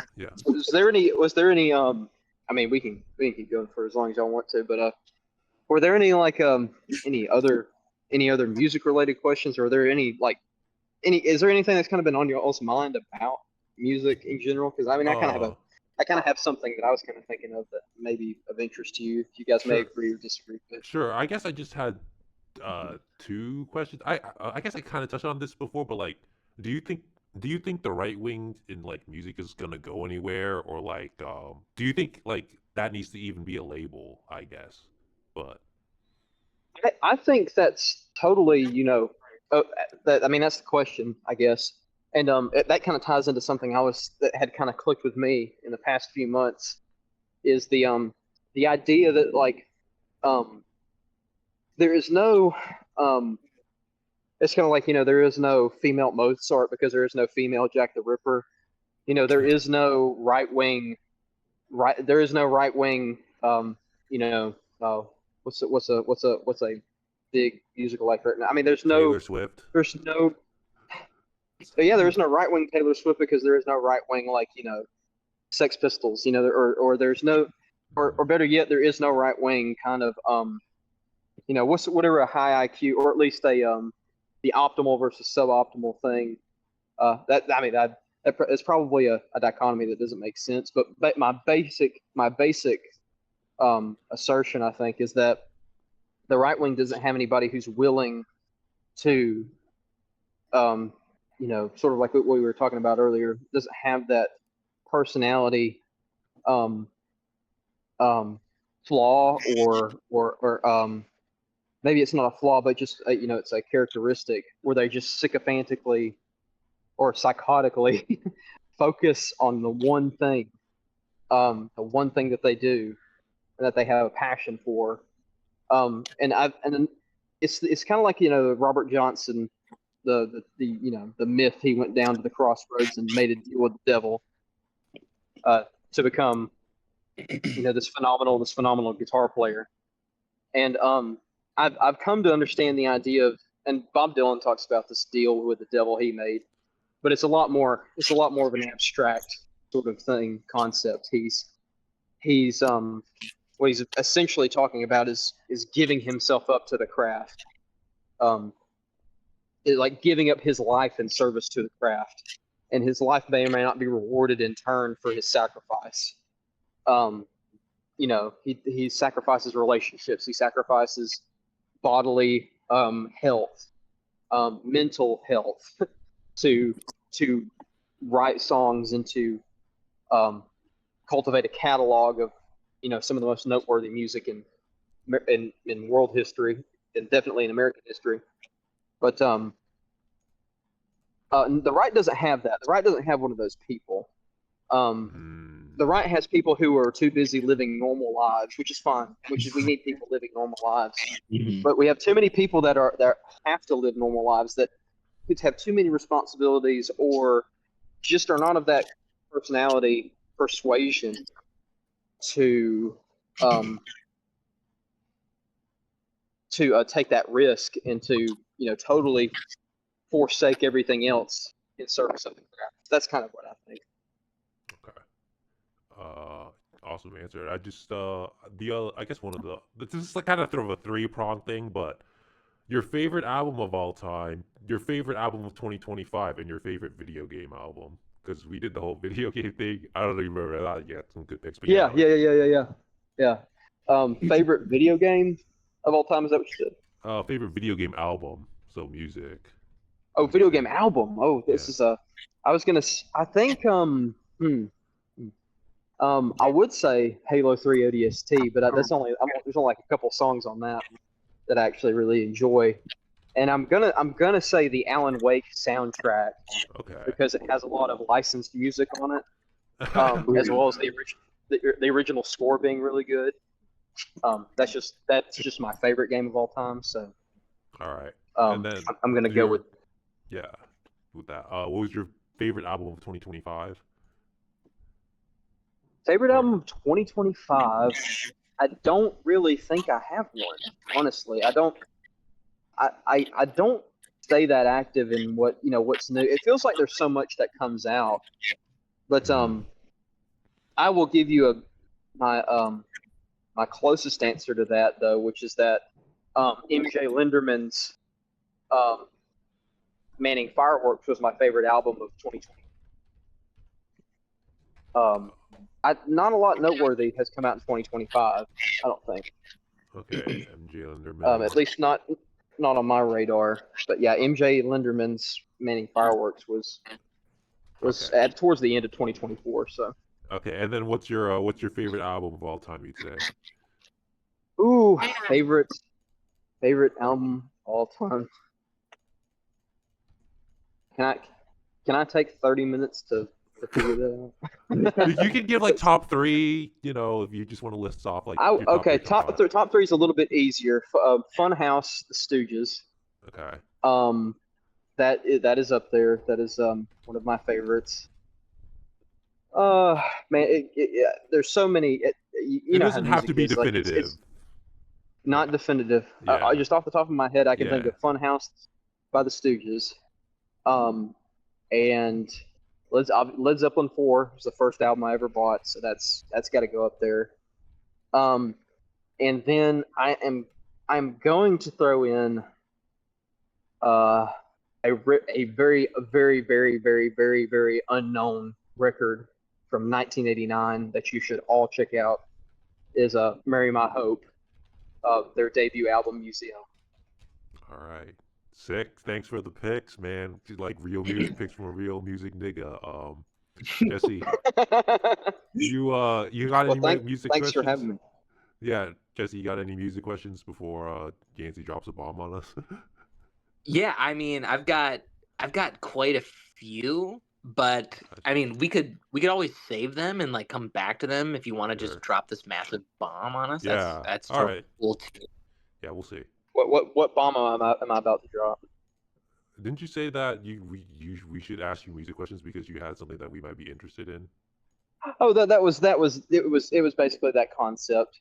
There is no deal. Nobody has made a deal with the devil yet. I don't think. That was yeah. I didn't mean to hype it up. I didn't mean to hype it up like that. Yeah. Sorry. No, but that, I mean, I feel like that's actually is a pretty substantial kind of observation. At least I don't see anybody who has that dog in them, so to speak. That makes me think. I guess another question that I had. Does smoking help in your music process? Yes and no. I've stopped smoking for now. Oh, really? Um, Okay. yeah, just to clear up my lungs. I had asthma when I was much younger, and it kind of took its toll on me. I haven't been smoking for very long anyway. I have my brother-in-law to thank for getting me into that. But it actually, I feel like it actually in writing, it kind of does give you that nicotine gives you that little bit of a um of a mental boost. It doesn't last super long, but it kind of gets you going in the right direction, I think. Yeah. Definitely. It's Especially with weird. other Yeah. if you're jamming with other people, it's great. Yeah, it's weird because like I guess in the art sphere, there's like I don't know if you like are into comics, but there's this guy called like Frank Miller who like he made The Dark Knight Yeah. Returns since it, and so yeah, you know. So like his whole thing was like he was like a heavy drinker, right? And I think you see him now, he looks like total, like he just looks 20 years Garbage. older. Yeah, but the thing is, like, there's a time where he was drinking and after drinking, and it's clear to me that after he stopped drinking, all of his comics suck. So, I don't know. It's just something that sometimes I guess some people need advice, but I don't think I think if you it's probably like a habit thing. If you don't start with it, I don't think you need it. But I think if like it's ingrained in your process, if you lose it, it kind of does like do something different to you. But I don't know. Should probably stop though. Stop all vices. Stop jacking off. Don't do that. Not that I would care. Not that I know Yancy, anything about. Yancy, isn't your profile picture just like you with like 30 cigarettes in your mouth? Like, Well, I just AI generated a Santa Claus hat on my head for the oh, fall and autumn season, and instead of just leaving it with the original picture, which I have like 6 cigarettes, it just like doubled the number, so it looks even crazier. that's hilarious. Um, I think you're right about the your analogy that there's no excuse me, there's no female Jack the Ripper, and so there are inherent sort of things that almost like um prevent people's morals actually, and right wingers especially from being able to want to like make art that is like very boundary pushing, and it's like solely focused on like artistic expression and the pursuance of that and all that, and yeah, Right.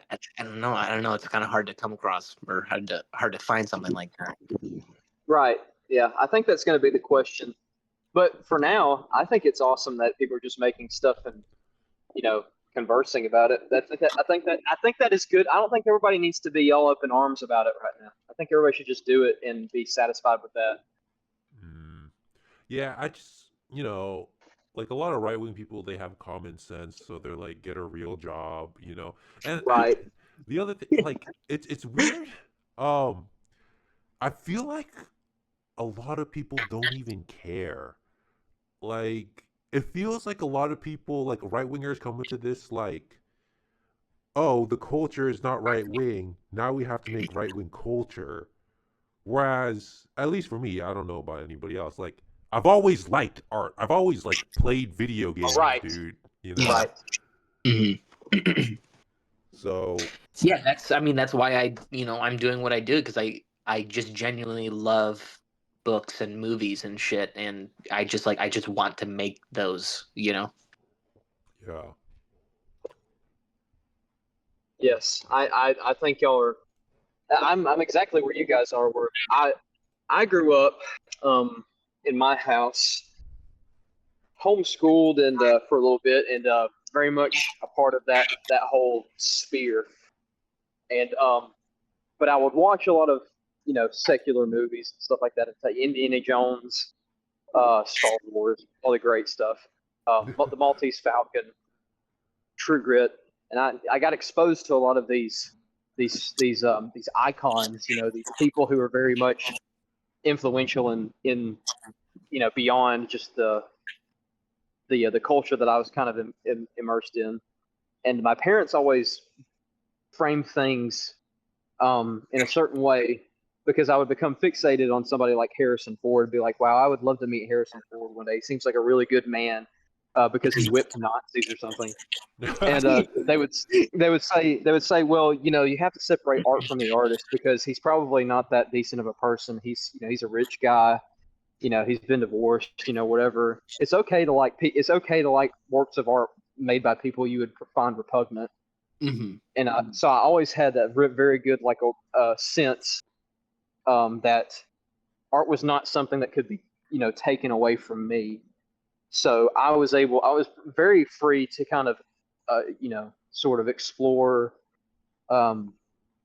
movies or games or any other kind of art that maybe on its surface seemed hostile to me.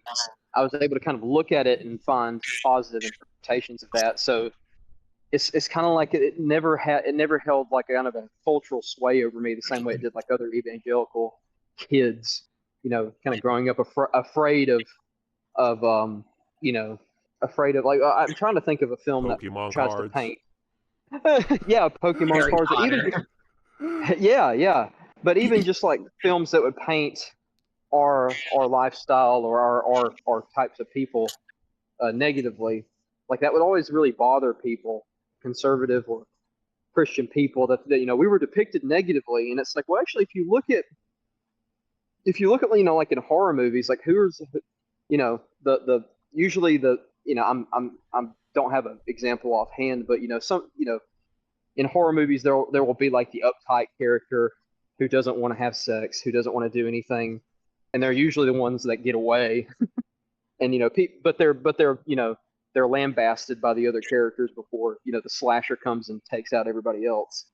Yeah. That would bother people, like, oh, they're making fun of like conservative Christians who don't want to give up their virginity. And I'm like, that's clearly the person who wins in this movie. Like, they get away. Like, it's like, don't stress about like being negatively perceived by, like, that's the beauty of art, is you kind of if it is truthful in any way, you just have to align yourself with truth, and it'll be good. It's all good. You can have a good interpretation of something like that. Yeah, absolutely. That's that's basically the how I've always enjoyed art. I've never. It is only until like within the past like 10, 15 years where I'm really like been like culturally forced to like look at people and be like, oh, so they're this kind of a person. But it typically doesn't affect if I enjoy the art, then I'm not gonna be like, oh, well, that guy was a fucking lib or something like that. Right.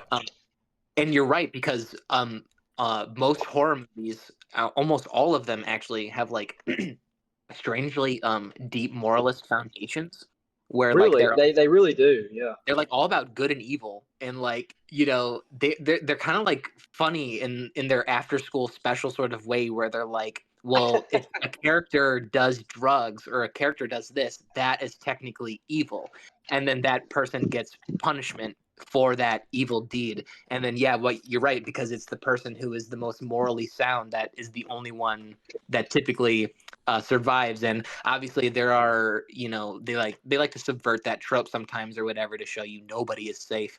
But that is something that like feminists have like tried to reclaim from horror movies. They try to be like, no, actually, these movies are depicting how men use their phallic objects to like all this shit, but it's really just like you could almost like look at them as like Christian like Christian films.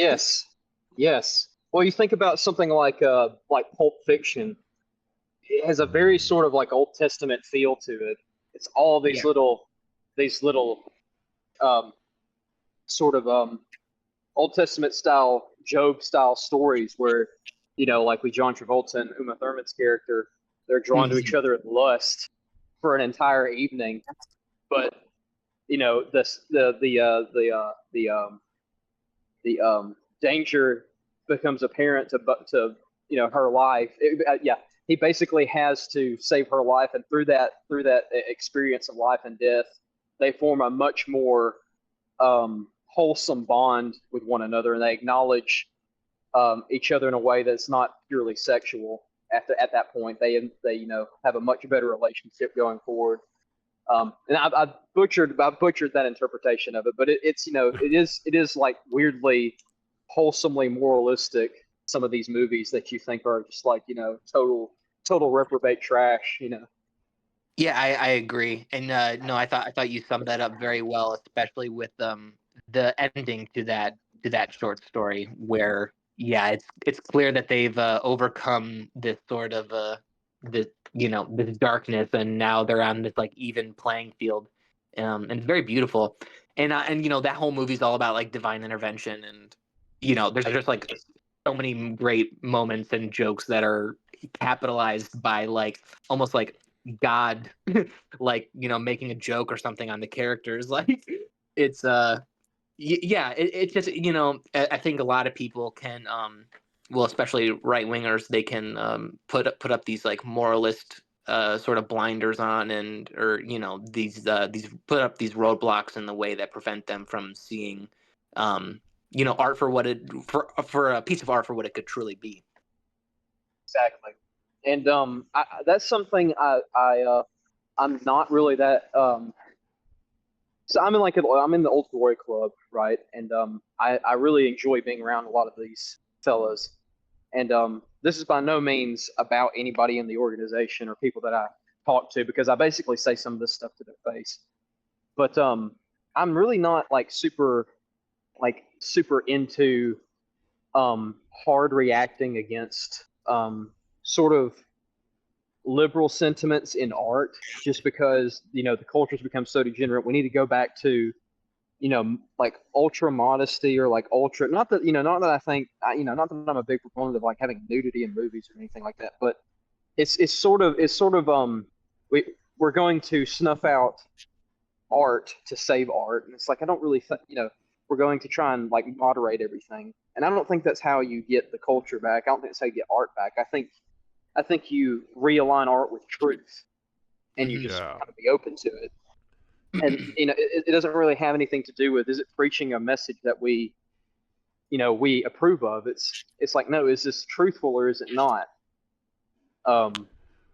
That's kind of the Yeah. standard it has to go back to, because I mean that hasn't been the standard for what makes good art for the past 20 or 30 years or so. No, and I think the problem is, as we said before, like they don't care, like they don't understand like the texture of like what makes good art. So they just think that like it's like shit that works in theory. It's like, oh yeah, just make things how they used to be. Like that sounds good. Like, but if you've worked with enough art, like you can't do that. It just if you worked with enough art, you would know that doesn't work, bro. Like it just sounds like you're a fucking newbie. It's kind of like people trying to imply that like we just need to go back to doing classical style music or stuff that's inspired by classical Mm-hmm. music, and it's like, okay, find me musicians that can play them. You can't. Okay, let's start from there.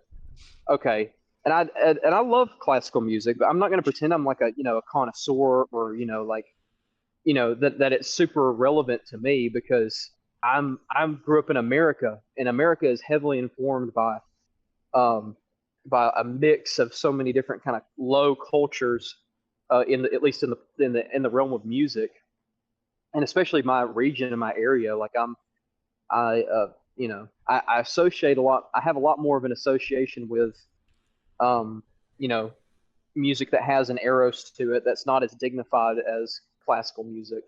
And that's just because music, that's the thing that people are not really understanding, is that art and music, these are expressions of people in a place and a time. Nobody's making art, well, because nobody feels the need to express anything. Well, why don't people feel the need to express anything? That's the question. Why don't people feel the need to express anything? Hmm. Because we're not having any life experience. We're not having meaningful experiences. We don't live life the same way people used to. And so that's kind of part of making something worthwhile now, I feel like, is like trying to live an authentic life that you can actually draw from. um in some regards, it's not the only way to do things, but it's clear that like all the great writers had worked hard labor jobs with their hands and met a bunch of people before they wrote their first novel, and had stories told to them from others. how many stories have we heard from people in our day-to-day lives that are even noteworthy? Probably not many, because we don't go out as much. We don't have the same communities as we used to. So anyway, Yeah, I think I think you're right to some degree about that. That you know the more like lived experience just gives you more of a like a palette to draw from, I guess, and to kind of just infuse just like, I guess, nuance in places where you otherwise may not have thought to include that or something. And I do think that when you're observing a piece of work, you can almost smell if it isn't true, and if you can strangely feel if something is tiptoeing around its own expression, and it is just like maybe not even worth your time. I right. I feel like this might be actually the first point where I disagree. I'm not sure that authentic. This is what I think. I think when you do things, when you live real life, it adds to the realism aspect of your art. But I don't know if like living like extremely eventful lives makes you like a better artist. I think I agree with the earlier statement that it's more about conviction. And I guess you could say maybe you wouldn't have conviction if you haven't lived real life. But I feel like there's a lot of people who haven't lived exciting lives and like still made great art. And I think it's yeah, I just think living a real life gives like it can help on the realism aspect, but I don't know if like it truly means that you have to live a great life to make great art, essentially. But I guess I would fall more on like the genetics. Yeah, I'm sorry. My point kind of with that was not necessarily to say like you have to live a more interesting life to have more interesting art, but it is to say if you're not living life, if you're not Ah, experiencing life I see. on any level, yeah, because I'm not saying you have to go out into the wilderness to write the next great American novel. I mean, the next great American novel is definitely going to come from a guy who who like played too much World of Warcraft and doesn't never really have much luck with women. That's where the next great American novel is going to come from. Is somebody that's like closer to that. But I don't think people have the same desire to explore anything anymore because we're just Yeah. anyway. And I'm not saying No, no, I and agree. here's I another. completely agree. I think you bring all agree. Yeah, continue. I think a lot of us have way more interior lives than people in the past. Obviously, we spend more time indoors, but there are people who do live lives where they are a part of a community, and they, how would I put it? The basically the basic normie, the guy who's got the wife and the 1.5 kids, and has a pickup, and has a cookie cutter house, makes 90K, 100K a year or whatever, gets by pretty well. That person is not actually living and interacting with life. They're sort of just going through the motions. And I guess I'm trying to make that concept a little bit more abstract. What does it actually mean to live life? Well, I mean, I think it means to engage in thought and engage in a thoughtful way with the nature of reality itself, and not just sort of tapped out all the time. Do you And I feel like do that's something most people don't want to do because it's too exhausting or it's a little too trying. But I feel like that's something you guys are definitely doing at your own pace. It's definitely what I'm trying to do to a lesser extent than maybe people like you, just because of where I am at life at this moment. But I think that's the thing we're trying to meaningfully engage with the world do, do you through the work. do you think Voice it's crack. like society, because like there's been a lot of movies, right, of stuff where it's like you don't have to be amazing, like the idea that the best life is like an ordinary life, like living the Right. midlife, like, and they're like, Right. it doesn't matter that you're rich, it doesn't matter that you're famous, and like have we recently had something where like the movie is like encouraging people, no, actually be exceptional, actually do like chase after, like have goals that like exceed beyond the norm, you Right. know. We all need to aspire to be Yeah, excellent. And just because we don't, and I think the caveat should be, just because we don't make it there, it doesn't disqualify us from having value. yeah. I think that's a good middle ground. But I don't like any of that. I think it's definitely a millennialism, because so many of their markers in life that would have told them that they've made it, that just never came.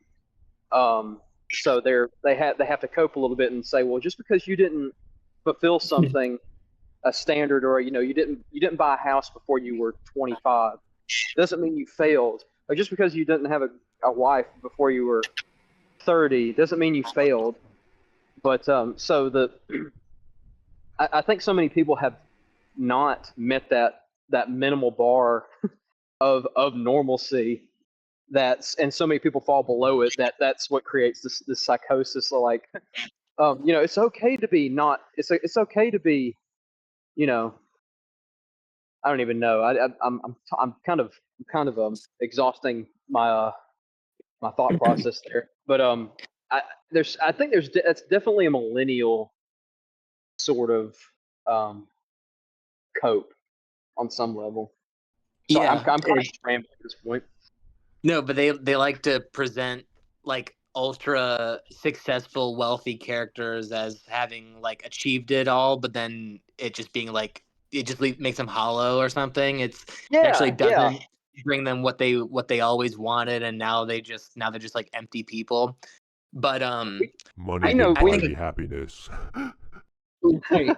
It's I like think people. watch Sorry. the no, sorry, I didn't mean to cut you off. I was just gonna say watch the Paul Brothers documentary where it's just like it's like one of the only things I can think of in recent memory that encourages you as a viewer to be the best person you can be, to try and achieve success, and it shows their wealth, a product of like the American dream in the most classical possible sense of the term.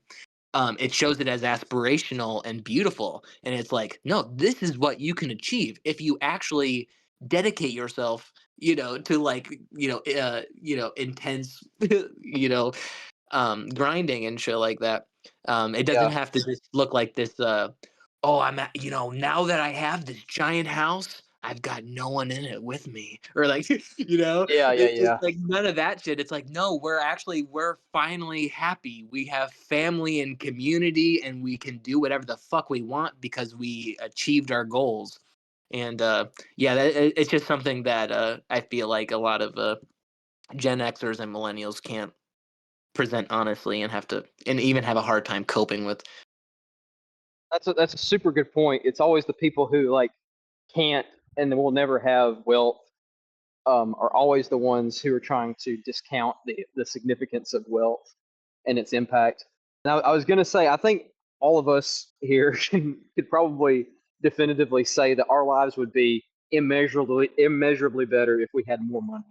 Like Yeah. it would be better, but not because the money made our lives better. It's that we already have, I think, a vision for our lives that sort of makes sense, and it may not be cohesive and comprehensive, but like we have um, an awareness about where we are and where we want to go, and the money would be the thing that helps to fuel that. We're not like we wouldn't, and it's not to say that um, we just uh, it's almost like it's and that's not trying to glaze anybody. I think I think about it a lot, where it's like, I when I have gotten a bonus, it has made my life just that much easier. I can actually put that towards something that matters, and Mhm. it takes a load off of me to do that. So money is something that we should be in like ruthless pursuit of, not because we love it, but because it'll help bring to fruition all the things that we want to accomplish. No, yeah, totally agree. Um, Yeah. we're I would say we're coming up on like I guess 2 hours. I don't know how much time you got like left. Yancy? We can start moving towards trying to wrap up. Too. I mean, I could be down for like going for another 30 minutes. I don't know about you guys. Or 30 minutes sounds good. That's I've Yeah, been on a I do. roof the entire time, so I'm yeah. good. I'm good for another 30 minutes. Yeah, All do you right. want to tell people a little bit about what happened like prior to us prior to recording? We you know I got you know I love me some H. I love some H. And I was on a bender yesterday, and you know I didn't wake up in time for my 2 p.m. East Standard Time interview. So I woke up on this roof. Jesse can share the picture in the thumbnail. yeah. No, but anyway. we'll put it on the Yeah, no, ad yeah. when we do it. When Anyway, we do the preview. Yeah, we yeah. like this has happened a couple times with guests where they didn't know that we meant Eastern, and so me and Kane are like, I wonder what's taking him so long. I wonder what's going on, and then then we'll have to reach out and they're like, oh shit, I didn't realize. That happened with Omar. Sorry Omar, we're putting you on blast. Don't listen to this podcast. Right. I mean, who knows if he would even listen to it, but. Yeah. So we were like, we're like, oh shit, it's happening again. And so we're like messaging you and we're like talking to each other. We're like, is he on Instagram? Where is he? Like, what's going on? And then finally I just hit you. I'm like, where you at? And you just sent me a picture of a roof. You're like, I'm on a roof right now. And I was like, oh fuck. My first thought was like, is he at work? Like, is he working right now? Does he not know we have a pod? Nah, dude, I just live on a freaking roof. It's all that H you're taking. You just end up on roofs. Seems like the last place you would end up on heroin. I mean, Yeah, gutter, actually, that's I'm like a high agency like heroin addict. Like I'm able to climb up onto a roof. That's how we get the music. Yeah, Get we'd the expect you to high-five be heroin. right. We all pictured you, laying in bed, but actually you're on the move. You're scaling buildings. Yeah, literally. But I mean, I kind of wanted to ask you guys about what I guess I don't know what were some formative experiences with like music in your life that kind of helped kind of set the standard for what you liked, because I kind of have a good idea in my mind of what has done that for me. But I was curious about if you guys had anything to Yeah, you say want on to start that. off, Jesse, and then I'll think about my answer. Yeah, I guess like early childhood, because I've always been a huge music lover. Yeah, like elementary school. I think like discovering Green Day and Fall Out Boy around the same time. I'm gonna puke. Those are big for me because Oh shit! I'm gonna American throw up. Idiot and From Under the Cork Tree. Please, sir, contain your throw up. Just as like an impressionable elementary schooler, who was like a hopeless romantic at like 8 for no reason, just like, oh, I love this shit. But then you grow out of that, and I went through like weird like screamo phases in middle school.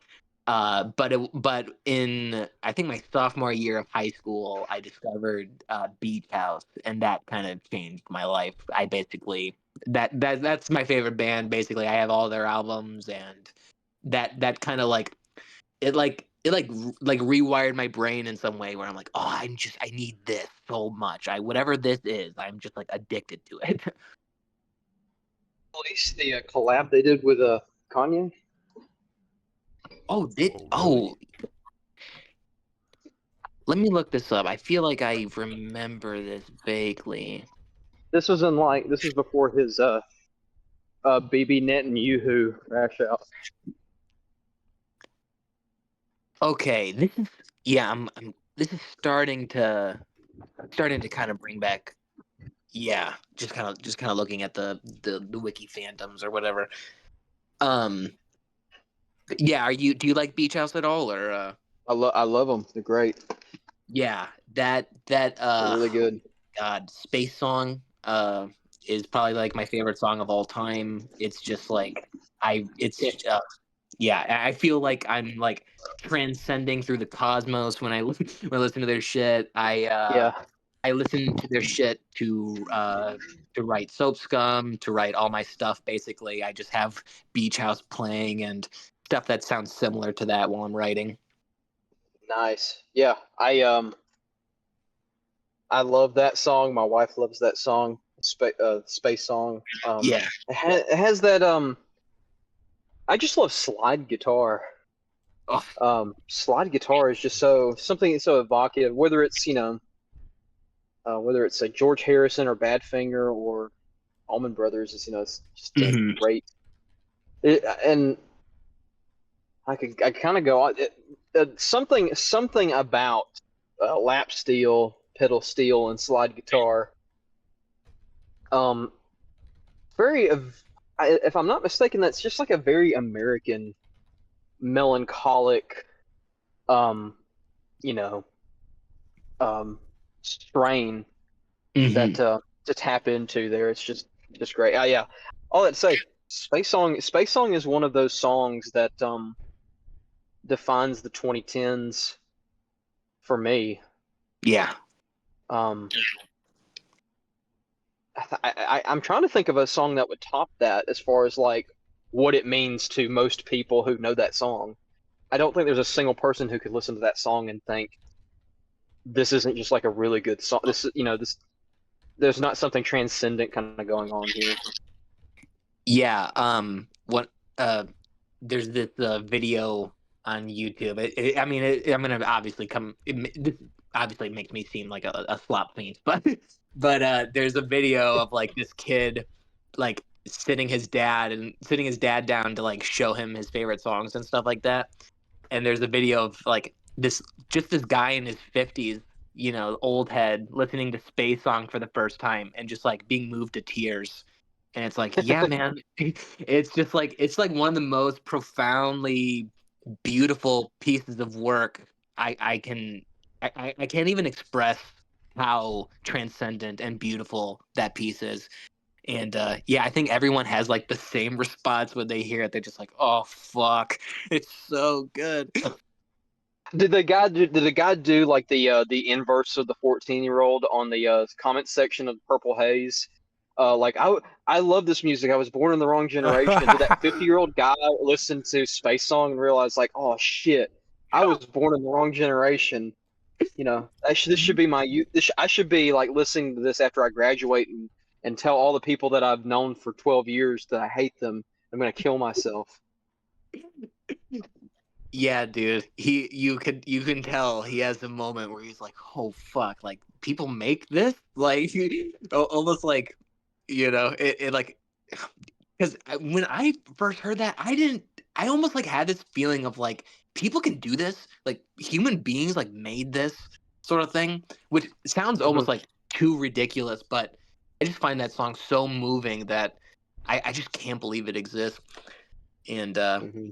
it just communicates so much about about the soul. God, yeah.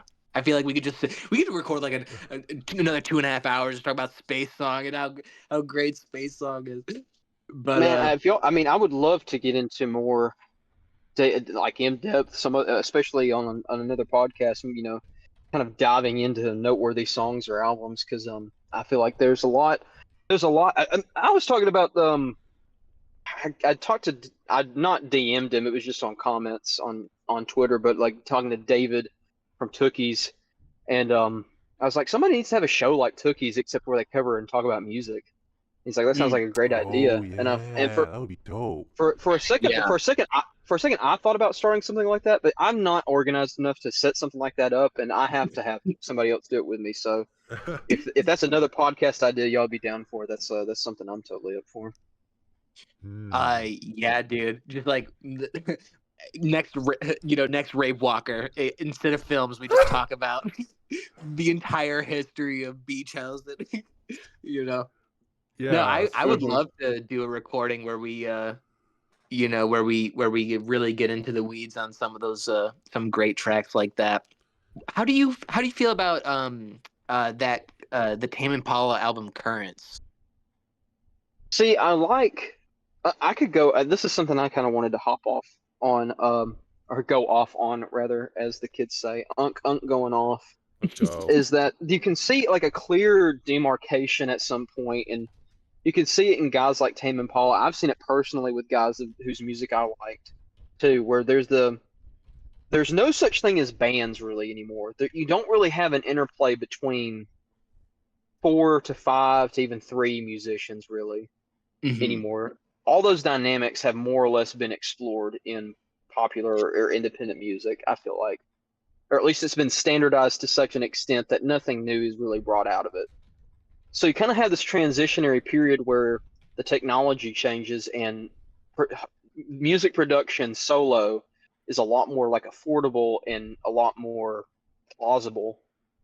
Like so to think about the home recording boom of like the late aughts into the early 2010s, with stuff like Tame Impala, or even like the what was the Stomp Clap song that was going viral again on Twitter like a month or two ago? Oh, let me go home. That was recorded. That was a home recording. That was not in a studio. That was in a professional setup. Okay. So you have this like weird thing transition happening where it's less about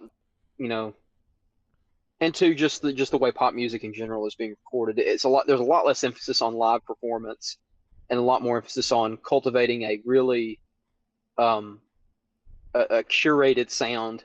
And so the artists that sort of made it out and were able to become profitable were ones that were totally handled by a guy who understood engineering as well as light songwriting, and mostly sort of aesthetic, a comprehension of like aesthetics, musical aesthetics. And Tame Impala is one of those guys where it's like he's definitely not a super great songwriter. I don't think you could strip any of those songs down on a piano and they'd blow you away the same way that they would on the record. I think Neil Young and Bob Dylan songs are like that. I even think that like Big Star songs are like that, where you could strip, or Fleetwood Mac is another example. Like the more you strip them back, the more you realize it's a really tight core. Tame Impala is nothing without the arrangements and the way that he set everything up. I think that's unique and really interesting. And yeah, he was definitely in that crop of musicians that their strengths are in engineering over pure songwriting and performance. And Ariel Pink leans in that direction as well, except he has a lot more help on the engineering stuff, I think. Yeah, he kind of also reminds me of Daniel Lopatin, the Never one heard of that guy. The one, sorry, say it again. I never heard of that guy. He's One O Tricks Point Never. Okay. Oh, okay. I was like, I wonder if that'll jog the memory. Yeah, He's nothing. kind of very similar. He did the scores for Good Time and Uncut Gems, and oh yes. Okay. yeah, and like he makes like really discordant electronic music, but he kind of reminds me of Kevin Parker from Tame Impala in that sort of way, that he's just like he's really this one man show, a sort of like a one man, like an indie filmmaker or something. This is one band show who's like just like using all of the he's an engineer almost first and foremost. Is like there's like something mathematic about the way you listen to his music. There's something like very like orchestrated about it, even when it's organic feeling or something. It's very strange, but and I'm not even sure if that totally relates to what we're talking about, but I feel like that's kind of in the same vibe. Oh, definitely. I'm glad I'm not crazy that it's something that other people can kind of perceive, because I kind of feel like I come up with concepts that, like, does anybody else see this, that this is clearly different than this?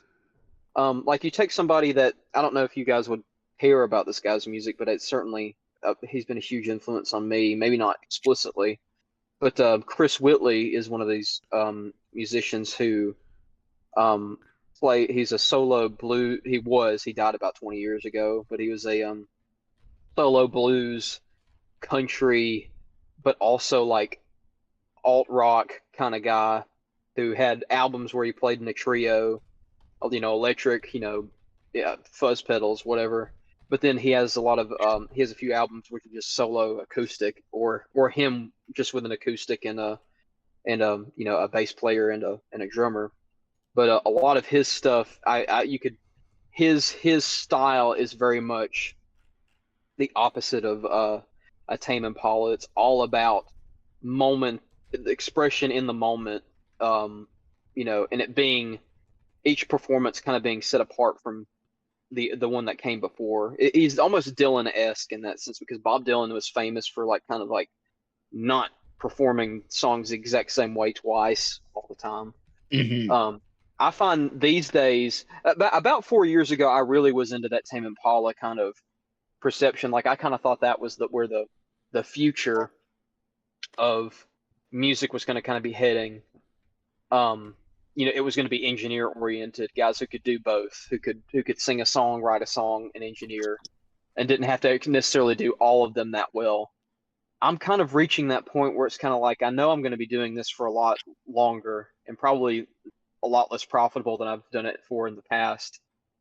But and I kind of want to put emphasis back on pure performance and trying to get things right the first time. And that's kind of what's been informing me lately, is assessing those two styles of production or performance. Yeah, because in brutal photography is like it's like very digital. It's Yeah. in at least in contrast to Babes from Bangladesh and Killer Cowboy. Those are, you could actually like cast a band, so to speak, and like Right. have them do instruments. Whereas brutal photography might look more like a contemporary set where you're like working with your laptop on a Right. on stage or something like that. Which I've witnessed concerts like that before. It Yeah, and some of that stuff's really cool when it's done right. Yeah. yeah. So definitely it raises some interesting questions of how you would approach that kind of work, and if you wanted to perform those live or not. Yeah. I definitely am moving in a different direction from stuff that I've been doing before, and it may not come across to anybody else as being that much different. It might just be an aesthetic change, but I've been recording some stuff with my cousin, and that's been very much in the same Tame Impala kind of like, we're just going to stitch this together one piece at a time, kind of, get the perfect take. We're not doing anything all at once, very much layering it. But I've really been fascinated with trying to do things in one take with a band. Oh shit.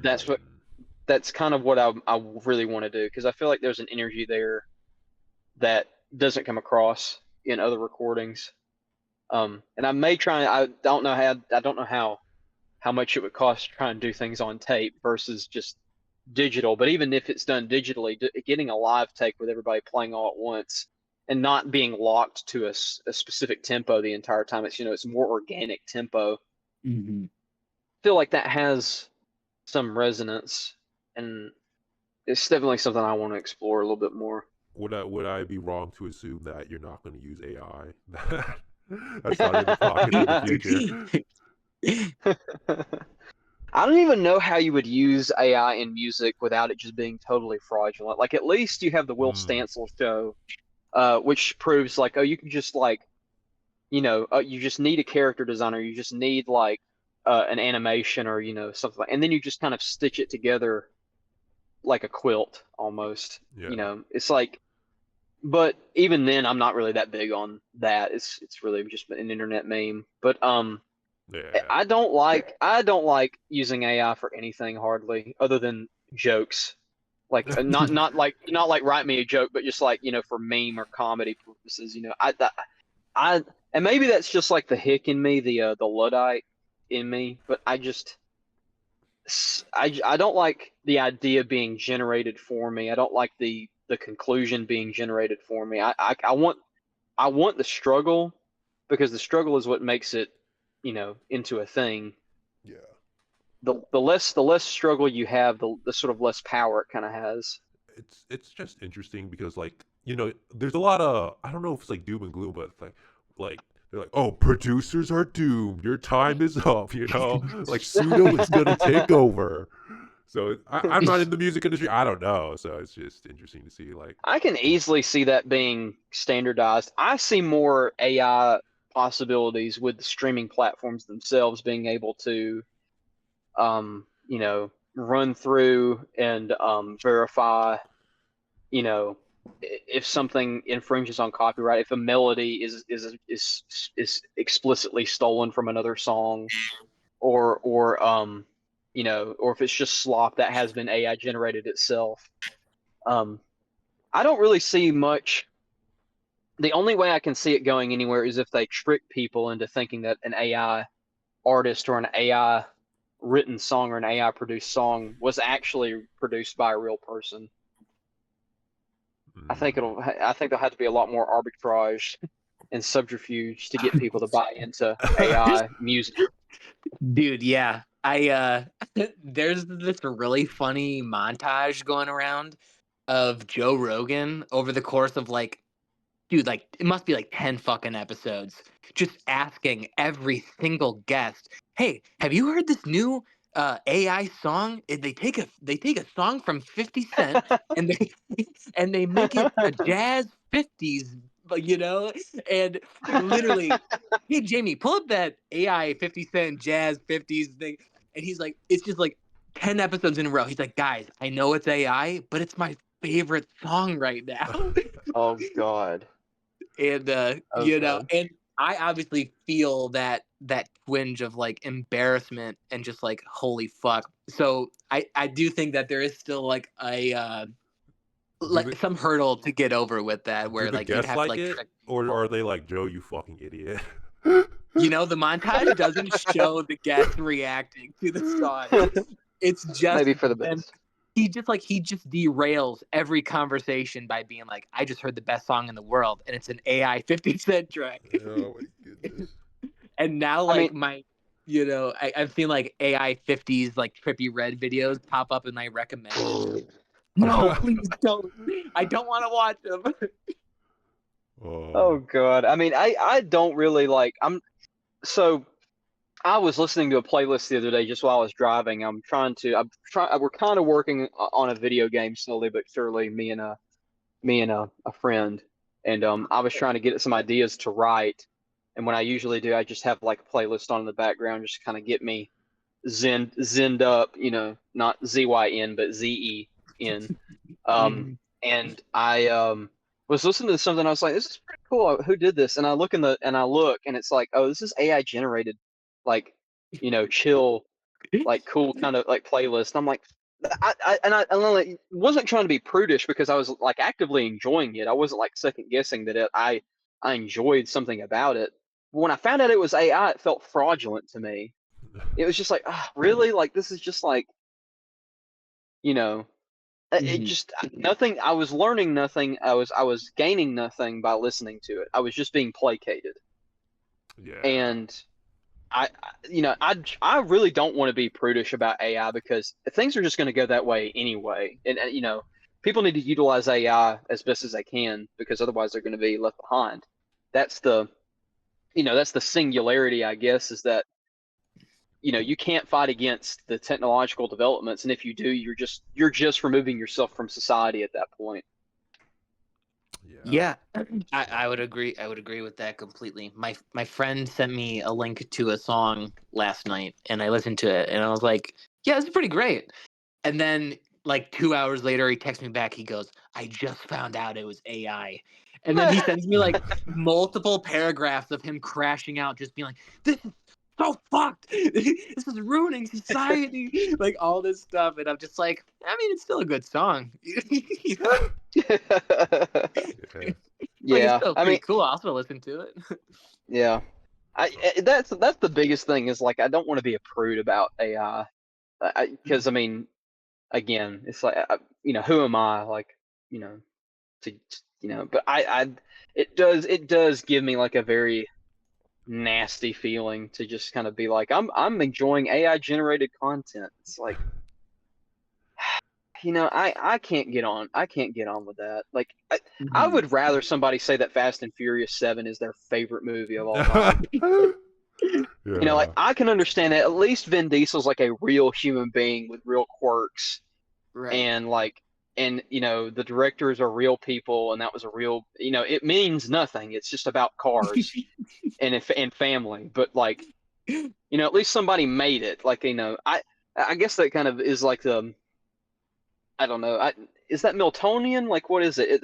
With things without the spark of divinity cannot Soul. communicate anything to you. Mm. Like, it's like watching a dog do something. Like a dog is beautiful. A dog is wonder. There's nothing like a well-behaved dog that obeys its master. But that dog, if it paints you a picture, it hasn't been exploring anything. It hasn't been given any license to be artistic. God has not given it to that animal. He is literally, if he's painting you a picture, it's because somebody taught him what to paint, or if he's painting anything, it doesn't make sense, you know. Yeah. No, that makes sense. And I don't know. But AI is obviously not a dog. It makes sense, but it's only showing you what it's been taught, and it has no autonomy of its own. So Yeah, yeah, yeah. yeah, Well, old man yells at cloud type, dissertation on AI, but yeah, no, yeah. I mean, as someone who might be using AI in the future, I guess I have to give my past on music and how I've come to the conclusion that AI will save us all. No, I'm just No, but go ahead. No, I want to hear it. I want to hear it. Don't let me black pill. yeah, yeah, no, no, no, I was just joking, but like, so I guess you were asking earlier about like my music experiences. I'm gonna be vague about this point, but I did used to play classical music in the past, No and way. and I hated it. And that's Oh man. so like it's this really funny thing where I'm right wing and I know like all my right wing friends are like they're listening to classical music and I just can't like stand it. And honestly, I think you can kind of tell it's kind of like colored how I make art.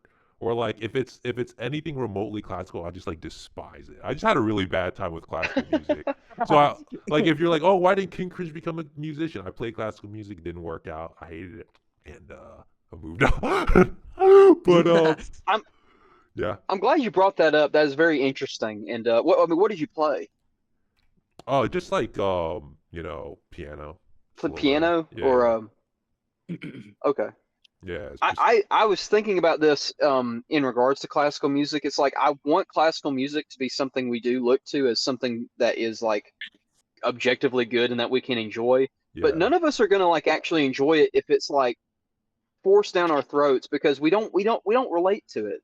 So you're just gonna have to yeah, be a little bit more charitable with it. If it, and I'm glad you brought that up because it's just an example. Like you can't force these things; they have to kind of come naturally to a certain extent and supplemented. yeah, for sure. So it was just like, oh man, like it's so weird like looking back like yeah, just classical music. It doesn't do anything anymore. Like even for pleasure, I really can't stand it. Like, but I like maybe one day I'll like get back into it and be like, oh yeah, this Bach is pretty good. Like Mendelssohn, it's Eh, nice. But I'm obviously I grew up in a I guess religious household. So like I don't know if you did this, Daisy, but like me and Jesse kind of bonded over this. Like we both listened to Reliant K. yeah. Growing up. Reliant K. Yeah. Have you ever heard of them? I Did don't think I have. did you listen to Christian music at all that like wasn't Hillsong? I did not listen to Hillsong. I listened to like Mercy Me a little bit. Okay, yeah, I know them. Yeah, and there was a guy named Carmen. That was his stage name, Carmen. Are y'all familiar with I him? I think these are all people that I've heard of, but it wasn't really the stuff that I was Yeah. into. Okay. Like I listened to like a lot of like Tooth and Nail stuff, or like I remember like I'm gonna the first screamo band I was into was like Ongoing Concept. I think they were like a sort of they were like Christian, I guess, but yeah. Back in the day, they were on that. So I listened. That's gotcha. actually kind of how I got into like screamo, I think. Um, and then I Cool. was but I don't think you've like. Did you ever listen to Under Oath? No, I really was not. This is what's funny is that the media I consumed was very much like like a lot of guardrails were up on what we consumed, and a lot of it was in movies and television. But Hmm. I think all of the guardrails were completely ripped off when it came to music because my parents were both like, they, to the outside observer, alt kids in the 90s, in the late 80s. But it wasn't like a kitschy thing. They were literally just like happened to find their way to the Cult and the Cure, and and a lot of other great stuff like that.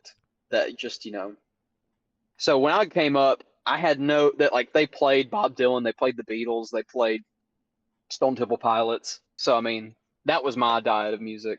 I, and I see. a little bit of that Christian music stuff, like the goofy stuff like Carmen, which I'm going to tag you guys in after we're done here, on Twitter. You gotta check it out. That's actually really fucking awesome.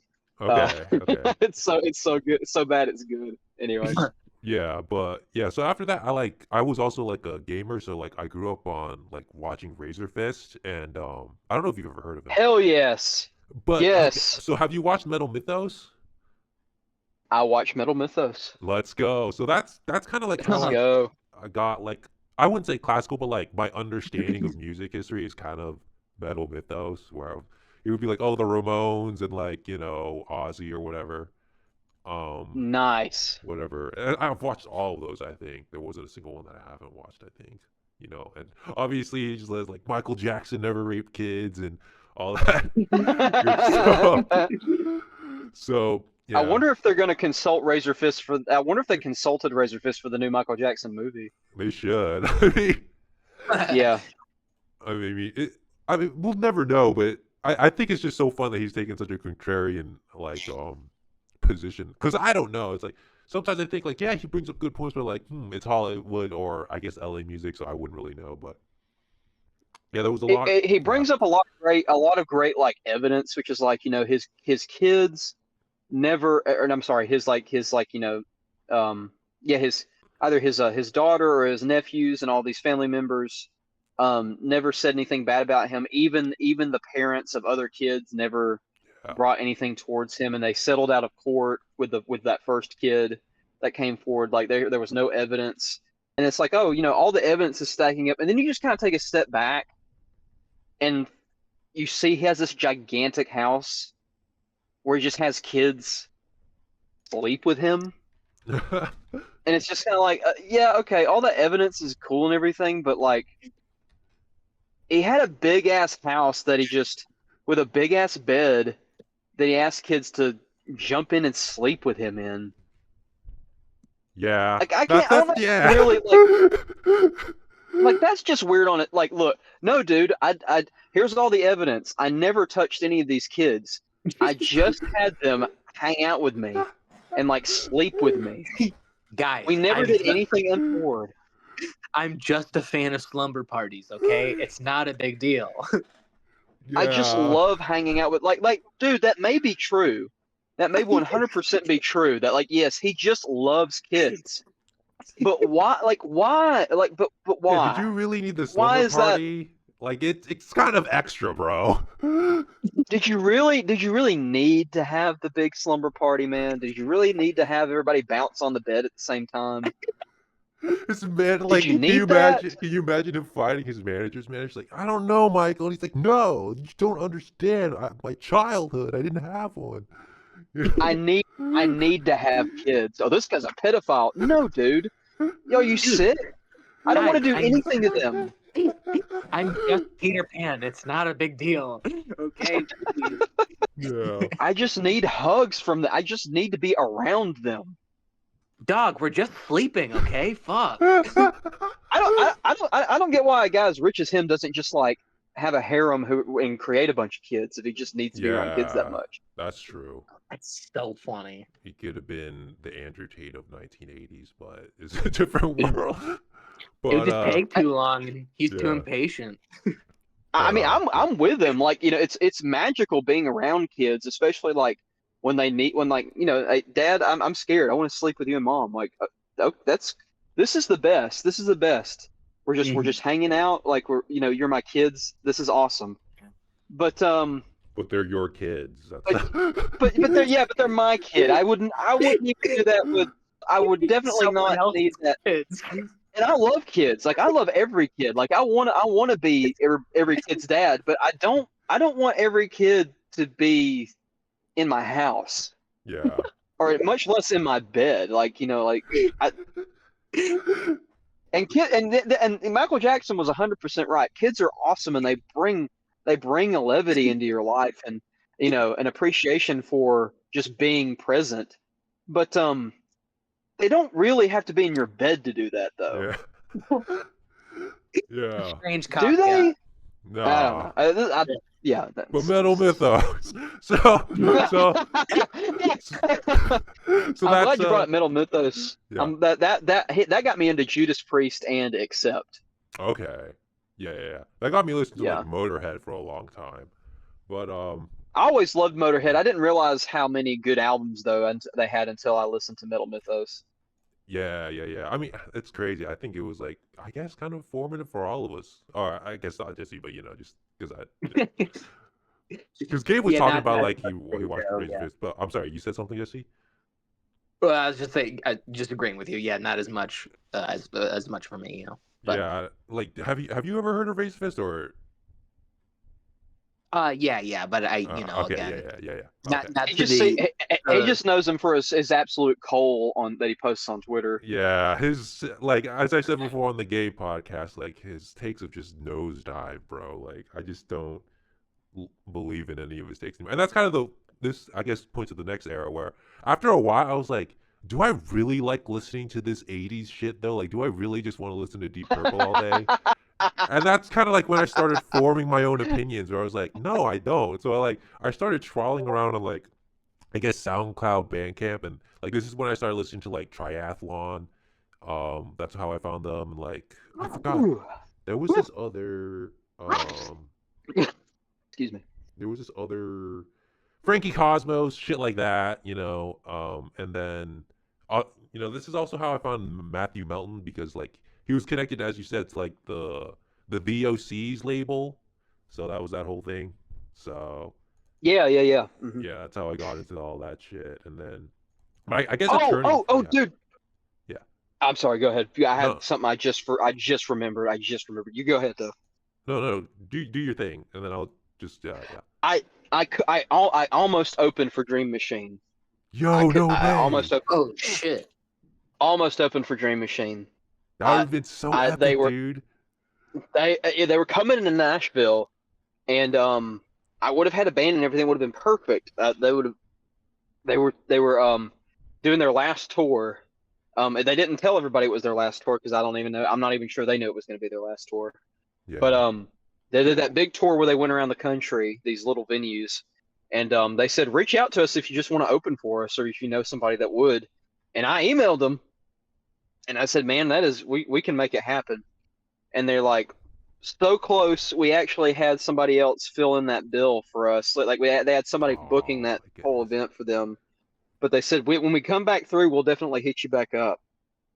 And they fucking broke up. So Oh damn. Yeah, it's yeah, that sucks. But like I just remember like his early career, like because I was into Matthew before uh what is it? Dream Machine, because he also made like Bare Wires and what is it? oh He's like yeah, Fuzz City Records. you Yeah. you were ahead of the curve then because I didn't get into him until 2017.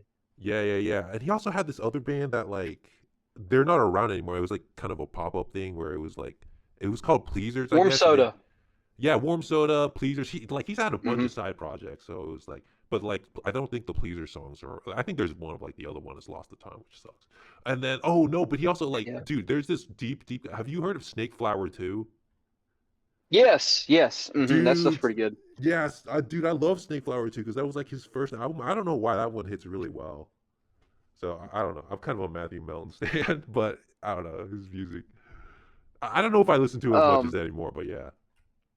But after nice. yeah after that era, I don't know, like this is kind of like a demarcation point where have you ever heard of Lil Aaron? Who? uh, Will Aaron? Lil Aaron, I guess you haven't, but so Yeah, I don't think. this is more like the alt scene, I guess, where Lil Aaron, I guess I don't know how, I guess I got it on SoundCloud or something, but he was like, in my, maybe I'm wrong, but like the first person to do the whole pop punk with like trap shit, where like Oh, okay. he was, I think, the first person to do the Travis Barker feature where like everybody started doing it. I know you remember like MGK and all that shit where everybody was like having Yes. Travis Barker. Like he was actually the first one to do it, I think. And it was kind of pivotal. And I started listening to that shit a lot more. So this is my DJ era where like this is how I got into like Kim Petras and stuff like that. Do you listen to Kim Petras? I am not big into the tranny shit, no. So Okay. I'm huge into it. That's how I like got into like I guess hyperpop and all that stuff. So I'm like, yo, this is like awesome stuff. And yeah, that's kind of where I am now. Like I listen to a lot of Two Hollis, definitely up there. And yeah, and funny enough, like the new sounds that are coming back, sort of like going back to like the old like kind of Christian music, like even though they're not really Christian these days, like Under Oath probably was my favorite album of 2025. I don't see anything beating it. I mean, there was a couple other things, but yeah, and obviously also like and this is kind of in between, but I've always kind of been like a pop guy, so I like the 1975 and even like more cheesy shit, not cheesy shit, but like Katy Perry stuff I like I, that, Carly Rae I Jepsen. have to say speaking of the 1975, I really liked what was the last one they did? Something in Japan. Um Japan. what was the last one they did? It had part of the band on it. Part of the band was a really good song. Oh, being funny in a foreign language, their latest album. Being funny in a foreign language, yes. Yeah. That one was I liked that one. Oh, yeah. Me and my wife were listening to California Girls the other night, just kicking it back, Yeah. kicking it back to that era. So that's kind of like my artistic milieu, I guess. That's it. That's the King Cringe Music Lexicon. Oh shit. Awesome. So I guess that's about it. So that's all we have for music, or this pod. So I guess we got to wrap it up. Got any more questions? So Jesse gone? yeah, yes, Are we breaking up right now? we're breaking up. We gotta wrap it up. So King Oh, Cringe, The hell up, boys. buy our Hate voices were Spree, breaking up. buy Hate Spree on Amazon. It's also free. You can download for free. On Twitter, Substack, Jesse. Yeah, you can buy my book Soap Scum. It was published through Anxiety Press. You can find that on Amazon.com. Listen to Subverted Subversions. Yancey? Yeah, follow me on Twitter at YANCEY _ Muzak YANCEY, and I show up on Twitter with this I'm not even sure what you would even call this, but it's my display name. It's code for my name, Y0324Y. But working on some new stuff. Expect a new EP with a new band in July. Maybe another single from me solo, and like around that time, January.